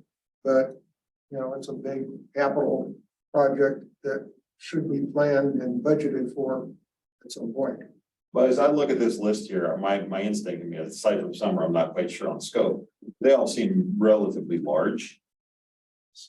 None of them are like, you know, here's $20,000, just go do it type of thing. And that would be an operating budget issue. Right. You know, we have a separate parks area in the operating budget that has funding for those type of things. Buying new benches or new trash cans for the parks. You know, no, I'm Yeah, just using that sure. as an example. But, okay, why don't we just go through this? Can we first cross some stuff off? Yeah, It's like, I'll start. Fencing, consider and implement sustainable non-metal. That, I don't remember discussing that. And that's more of a plan than buy something. Yeah, a concept. Yeah, that's a good word, Phil. I got that out of one of these. That's Dawn, you brought that up, just so you know. There's a number of these that are kind of non-specific, and I think for a CIP, they need to be specific. So signage, wayfinding, and connectivity at the top, we know we're all working on that, but I think in terms of a CIP, we need to say what the specific thing is we want so that Rudy and Phil can budget it to submit. And I think there is something specific, and that's from the spreadsheet Kelly and Bennett have of what's priorities, and we've discussed that. So we need to, some of these are like yeah, just as somebody pointed out, very broad, and we need to have a specific in terms of budgeting or even proposing. Completely agree. Yeah, some of it's conceptual. I mean, like accessibility, improve all parks. I mean, that's more or less conceptual, you know, so. Scratch that off. I mean, unless someone has something specific. Yeah, I think you have to go to each parks. They had specific ones in each parks section. What we've done too in the past with some of these things, like for instance, signage and wayfinding and connectivity. For instance, the historical district markers, you know, there's kind of an earmark for $20,000 to do design and purchase some of them. Now they were all purchased based on fund balance and the commission's decision to spend that money to buy all of them at one time. But we were gonna take little bites, you know, of those things. So if we come up with a design and a plan for these signs, maybe we can do, you know, Main Park and Bird Park and get a couple of the signs out of the operating budget. So I guess what I'm trying to say is that may be an operating budget, not a capital project. Okay, you're not looking at doing all the signs of all the parks and all of Mount Lebanon all at once. You know, we can maybe pick away at them. And then maybe next year, maybe it turns into a capital project. Yeah, everybody loves them. And now we go full bore and we try to do everything that we have. So then for this cycle, would you recommend not? I think from a timing standpoint, I think we're gonna have some sort of a decision here in the next couple months on what Kalana has provided us and what direction we want to go. And then we can fund a little chunk of this to try it out for the beginning of 2024 in the operating budget and put some stuff up and then go full bore from there. I think that would be a good way to approach it. That's just my own opinion. So. Especially if the sports board has funding for some of those, private Right. funding for some of those signs. The field markers, right? Right. Great. Okay, so that was the first row. Next one, establish clear park boundaries adjacent to private property. We have a challenge in that we have herbicide spraying, other activity. Dumping. Well, I was talking about stuff that we do. Yeah. So we operate equipment. We do work, especially with contractors, sometimes difficult to know where the park boundary is. On the flip side, we have residents dumping material into parks. Parking vehicles in parks, building sheds in parks. So establish clear park boundaries adjacent to private property as a capital project, or whenever we do a project, before we do it, we mark it. Is this a capital project or is this an operating budget thing that we chip away at park by park? I do think it has to be done. We've talked around Youngwood a lot. The idea of posts, markers, and then as far as the education and outreach goes, I could see putting in the posts, notifying residents of what the posts mean via a letter. And maybe for 6 months or 8 months, you every now and then mark with marking paint where the line is over whatever happens to be in its path. And then they'll get the drift of where the line is and hopefully, I don't- the heart. I don't know that this is raises to a capital item right now. Okay. I think this is I think we need to build a business case, so to speak, on this one. Okay. I mean, You're gonna get a lot of pushback on this. There's areas where, like over off of, Stillwell Halsey, folks have been mowing those backyards for years. I mean, they're using it as their own yard. They have trampolines, they have sheds, they have things of that nature. hey, when I lived on Park Ridge, I didn't know where my yard ended. Right, I loved it. Park Ridge, yeah, you have like Academy Place Right. down across from the tennis center. Those folks are, kind of, it's. If you would look across from the tennis center and go up over that hill, Academy Place is the next street that runs between Salem and Boston. And on that side, they're mowing. I mean, they have very little property there, but they're mowing municipal property at the top of the hill there. So there's there's gonna be a lot of pushback on that. That's what I would wonder, does the municipality We'd have to survey have that. clear, well-defined survey lines or something? No, not on any of I that stuff. suspected not, but. There's some areas that we had surveyed over the past because of tree issues and things like that on borders, Well, but it would be, we need to survey and mark. it would definitely have to be surveyed and, yeah. So again, it doesn't get the CIP, but somehow through our work as we do projects, we should chip away. As a process, yeah. Yeah, It would be nice to know, I don't know, if Gateway does this or, like, maybe Public Works knows already or planning, like a rough estimate to do just the survey along Youngwood or the problem areas, out in Bird I mean, Park. we can get rough, What would that, we can get rough. are we on talking where all 10 of grand that or stuff is. 500 grand or Yeah, something in between? I that's a have no tough idea. area there. I think, Rudy, to your point about pushback, I think we're talking about just establishing boundaries.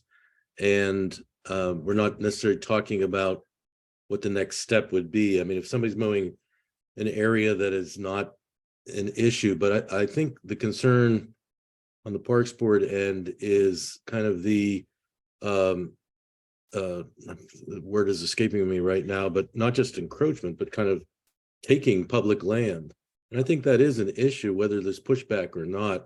So we need to establish that this is public land. It's not private property. We don't give away public land for free. I don't get public land for free. And so I think, there could be pushback. It depends, it needs things need to be really carefully handled, but we can't do anything until the boundaries are established. And there are issues now where things are clearly intruding into public land, where it's having an effect on the public land. And that's why it's becoming an issue. And then there's an issue which Richard has brought up before a year or two ago, which is that if it's not recognized, and it can be as simple as we see that you're on public land and, that's fine, but we're just stating it's on public land. We're not giving up the right to this land. If you don't do that, after a certain number of years legally, I think Richard said that it reverts to their ownership, and we can't do that. We don't, unless the commission is okay with giving away free property to certain individuals and not others. I mean, it's not right. 21 years, and you've not, Possession. we've not given them any written information anymore for 21 years. It's their land, property line moves in Pennsylvania. It's not to say like we're saying you've got to tear down that shed or whatever in a place that's like on Iroquois where it's wild and nothing's been done there. You just have But to tell it's them just you- saying that but we reserve the right to, reclaim this if we need to in the future. So I mean, so in essence, just to make sure I understand, we need to send a letter to every property that abuts a park and say, the park is ours. It's not yours. Only if they're intruding after you've established where the boundaries are. That's what the Youngwood property line. Right. Their property, it's a private road, it's just across it, but there's a number of parking pads. on it. Yeah. Some of those parking pads may cross into our property. Once they're there 21 years, the property line moves 2 feet outside of that parking pad. They take over the city property. They So- actually own that road in fee though. I mean, that Youngwood is owned in fee. That's part of their parcels down through there. Right, so, Yeah. but. But are they, yeah, But how far are they It's pushing their beyond parking pads on the opposite side of their Right. houses? I know what you're saying, yeah. And so, and it's not saying that you have to tell them to remove them. You just have to mark it and say, oh, by the way, your parking pad's on our property. We just acknowledge that. We're not waiving our right to the property. Once you've done that, that's good forever. So the question for tonight then is, So then you can wait for 100 years before you ask them to remove the parking pad. But if you don't do that, then the Establish the land boundary. becomes theirs. Right. So I guess the question is, what's the cost to do that and how many more areas are we talking Yeah, about? And does it rise to the level of CIP? Right. You know, and survey whatever the standard like pipeline stakes, so you can put, those are $20 a piece. You know, if you put one every, 100 feet. Well, they're gonna be more than that to get a piece of property surveyed. I Well, mean, the survey, yeah. the especially these market- remote areas, I mean, But likewise, I, a lot of it depends on paperwork too. something How does much get, paperwork they have, recorded plans and everything and the recorder of deeds. And there were individuals who had houses on their Mayfair property on the slope who felt perfectly comfortable dropping the entire tree. in the park. Yeah. They had professionals come and drop, big round tree, and then they walked away. So I'm sorry, at some point, if the property line's marked, you just send them a letter and say, please remove your tree from our property after you dropped it into the park. that That I was think we need yeah. some background Yeah, I investigation. think to we need find a out list what- of areas that we're concerned with, to start with. Number two, I don't think that you're gonna, I'll talk to Dan Dizeroth, our engineer. But I don't think you're gonna see a flat rate consistent, there's gonna be some research that's need to be done. We looked at some of these areas. We had an area over on Hollycrest between the Tennis Center property and the back of the Hollycrest properties. Where we were trying to determine who owned the tree on the property lines. There were some unhealthy trees over there that needed to be removed. The property owner contacted me and we had to actually survey that area. So it was a couple grand to do that. Yeah. Now we know where it's at. It's pinned, we have that Does anyone established. volunteer to start that list that we can collaborate on offline? So we can move on to the next item. yeah, I can work on that. And, Yeah, Richard, you know, yeah, some of the things we touched on over the years, it's different areas. And I think part of the issue, which you started with, Rob, too, is that it's going to depend on what Oikos recommends, but part of their recommendation and the master plan did recommend marking park boundaries, but in terms of any remediation of invasives, we'll need to know where the public line ends because some people don't want the ivy removed and things like that. I think we're clear on whether or not we should do this as a municipality. The question is, does it rise to the level of CIP item, which comes to the general cost, which comes, first step will be that list. In of an areas. accounting point of view, surveying and marking is like a land improvement, it can be capitalized. Okay, that sounds good.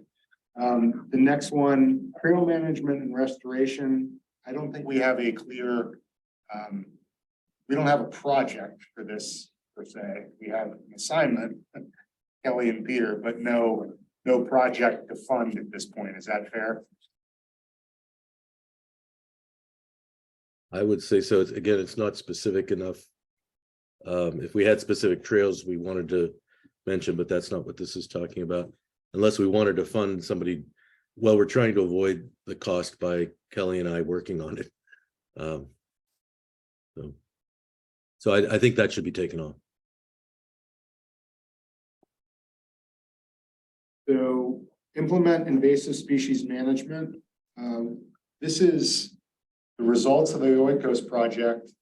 Whether or not we're going to fund that through operating or do we need capital to do that? Hard to know yet. Scope is, yeah. Can we leave it on until we find out, I guess, or? Or at least, The next two, develop forest management plan. This is something that I think it was somewhat distinct from the invasive species management plan. Is that correct, or was this? I was thinking this is more tree centric and less to do with. might come after, and I'm not fully understanding the scope of the invasive study. Other than it's focusing on invasives, obviously, but once that's done, then That's supposed to be part of Yeah. this. He's supposed to, that's one of the deliverables is to provide us with a forestry management plan. oh, okay, that's great. As a follow-up to the invasive controls. So Okay. that is, a So we got rid of the bad stuff, and here's what. Right. Instead. and manage what you have as well. Okay. Yeah. So we can take that off for the woodlands. We don't have it yet for street trees. So that's a separate item, is a street tree plan.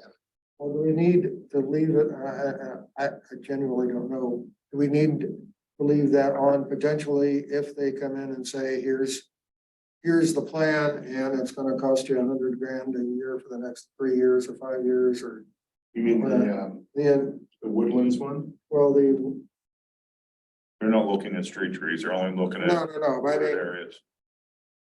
maybe I'm confused about what line it would apply to, but when the invasive / woodlands management plan is done, how do we set aside some potential operating budget funding or capital budget funding if it rises to that? That's still on the list. That's the implement invasive species. Okay. I was crossing off develop forest management plan. Okay. And that's So we really, that's one of the deliverables as well. That was built into the RFP is that they have to give us budget numbers for. right, so like the invasive species plan, out of it, we would like get. The actionable item was to give Rudy and Phil things that they could go out and bid for. Yeah, So in pieces, not like this is pack the whole system all at once, but here's a piece to bid, here's a piece to bid, something that's bite-sized. yeah, well, that goes to my multi-year CIP question. Yeah, so We it's, don't have $5 million to do it all next year, or in the next 5 years, but maybe in the next 10 years, we could do $200,000 a year. And we've done that with other projects, Tom. We've phased like the Williamsburg Park. We did 3 phases for Williamsburg Park for ADA compliance and upgrades, Yeah. so. Okay, Bike paths and amenities, advocate and create too general. So that goes for now. And now we get into the specifics with the park specific projects. Meadowcroft Park Phase 3 seems like no brainer at this point. I think we got it. We'll finish that. Let's get that done. That stays. Get it on the finish line. Stays on the list. Community gardens improvements. Am I right in that? Did we do anything with that path, or is it still challenged? We improved, made some improvements up there with the drainage, but put a swale in. Peter, you're muted, Peter. Oh, there you go. There you go. We can hear you. Oh. You're on live, Tom. Okay, I think when this was on the CIP last year, and Dave Denellen said, well, first we need to get Gateway to give us an idea of what doing an accessible path there would cost. He did get an estimate from the fencing company that they used, and it was higher than a lot higher than what the community gardens of Pittsburgh, Grow Pittsburgh, said their range comes in at. So, but it didn't make the list. So I'd like to keep it on the list. I've been kind of tilting at windmills on this for over a decade. So all the gardeners are for it. McNeely access trails and dog parks, to Andrew's point, scratch. Rob Hollow Park, improve sidewalk. Some work went on regarding that, right? Oh, that was that the path that we put in along Cedar Boulevard? Between Beadling and the lower entrance? It was marked as Raw Wallow Trail improvement. Was it? Yeah. That's done. So that's done. Yeah. Great. Bill, bleacher replacements, please. Could be tackled wholesale, could be a phased approach. Or operating, Reached out to a lot of companies as far as some of our bleachers are in great shape. There's nothing wrong with them. The problem is they're over 30 inches high. You need back, front protection. Also, can't fit a 4-inch sphere underneath the footboards. We don't have that on any of them. All my reading is leaning towards the purchase of new. I actually can't find anyone to retrofit it. The requirements that are needed for that, you're changing a piece of equipment that was designed a certain way. So it may not be in the best interest, liability wise, to change something that large that has a lot of people on it. So it would be purchasing of new. The prices, as you could imagine, over the last 3 years has skyrocketed. Could be done in phases. I could give you updated numbers on that. I'd like to see it a couple fields at a time, maybe. These things come in boxes, so that requires our crews to build them. So if you could imagine how many hours and guys it might take to go assemble 8 sets of bleachers, that you might be taking 3 guys away for a couple weeks. Is that what it is, 8? Total, we'll call it 8 for reasons. Yeah, so that stays on the list, right? Yeah, it It's comes from our safe insurance use, carrier Yeah. originally. And it's really the false impression. If you look at some of the other places, they have fences around the outside perimeter so kids can't fall off backwards. Once it's, like Phil said, once it's above 30 inches, so. Okay. Ours don't have that, ours are ancient. So I asked this, I'll put it out there. Is there any opportunity for more seating down at Cedar Boulevard turf area? That's a What do you call it? big question. That's a big question. Skyboxes, you mean, Rob, or what? Hot air balloon. Well, my argument is actually, if you really wanted to solve it by putting bleachers up on the hill, the hillside going up to the pool. That's the way you, Oh, there, yeah. yeah. I mean, you have a hillside there already, you just got to build bleachers in Yeah. there, which would be definitely a capital item. Alright, so let's have sports put that forward. as Yeah. one of their- Exactly, the third thing. Okay. Bird Park soccer parking lot with green provisions. Well, I saw that You have an item in there and there was an item for, I assumed perhaps erroneously, for the paving of the Beedling parking lot. Which got me wondering does that design include some stormwater management provisions that will Yes. result in? purpose pavement. Oh, really? Cool. Okay. Yeah, that was. Yeah, I was worried about another No. deluge down the hill. Okay, well, that's fine. That's done then. So that should stay there. That's one of the Well, things. this is one, we didn't put it forward, but it showed up. I think I think what Ian said was that it's been there for a number of years. It keeps, and eventually it's going to get funded, but it seems like the initiative was really from the teachers who park there. Was my understanding. I don't know, but it didn't come from the Parks Board. Bird Park soccer field drainage improvement, I think. Not sure what that is. I brought that up and I don't have any details other than in lieu of, and again, I'm new to the party. But if the push for turfing Dr. Field and Bird Park was due to drainage concerns, then it would seem, if it hasn't already happened in some other context, it would seem prudent to have Gateway or whoever do it engineering and design, what it would take to improve the drainage. Naturally. Honestly, it's more wear down there than, it's really, yeah, it's related to wear and tear. There's just so much, use of that field that, like I said, even if it was asphalt, they were holding the asphalt down there around the goal areas. It's just really used a lot, and it's not contained, so we can't, there's pickup games that go on down there, practices, unstructured practices. If you show up, you can use the field if nobody's out there, so. I'm gonna cross that item off. So is there not? We've done a couple drainage projects down there, Yeah.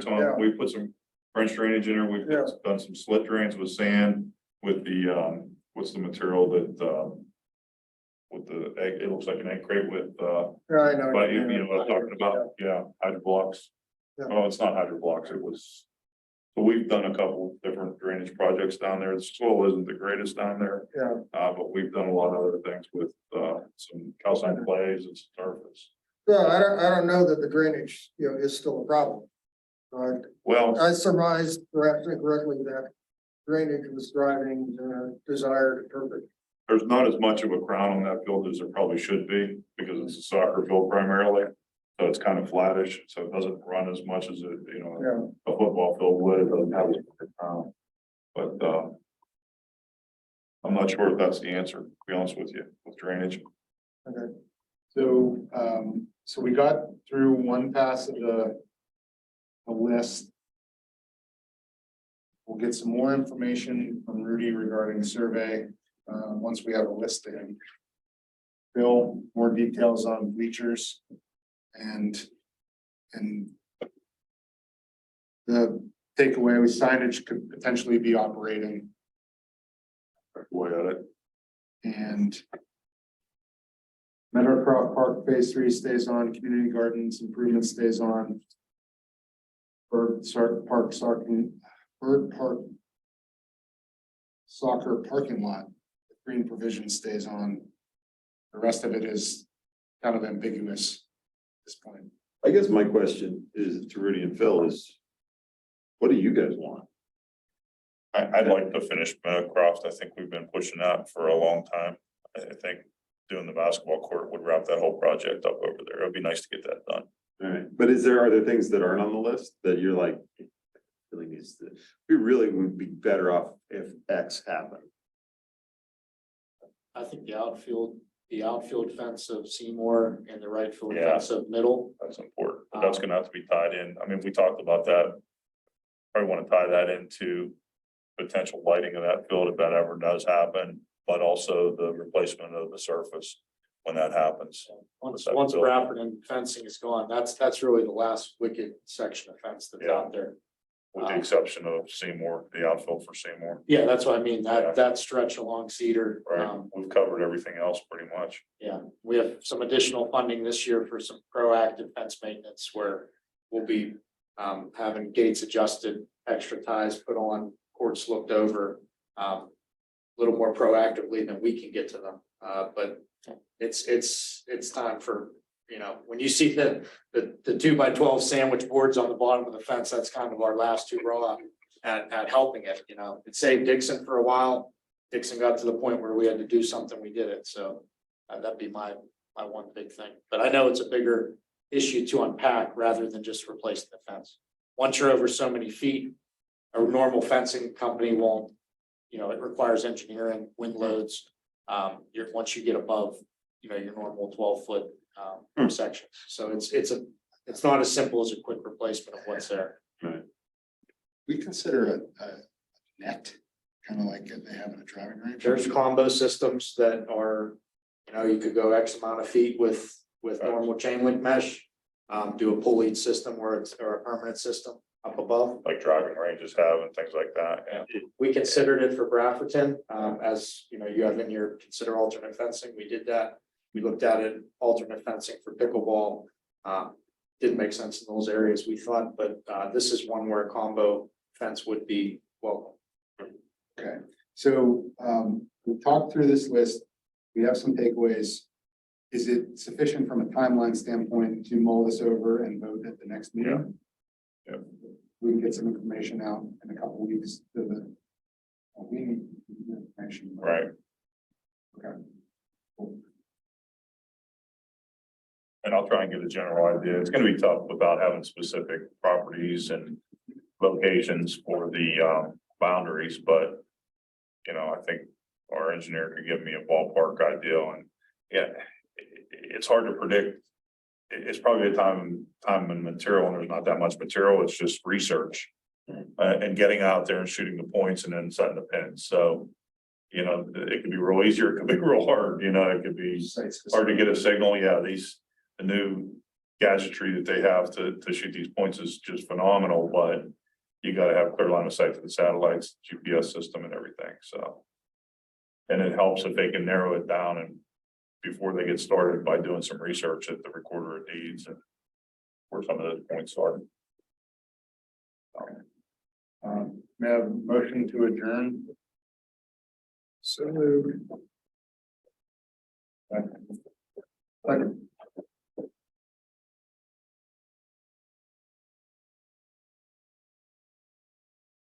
Thank you, everybody. Thank you. Have a good evening. Bye, everybody. Yeah.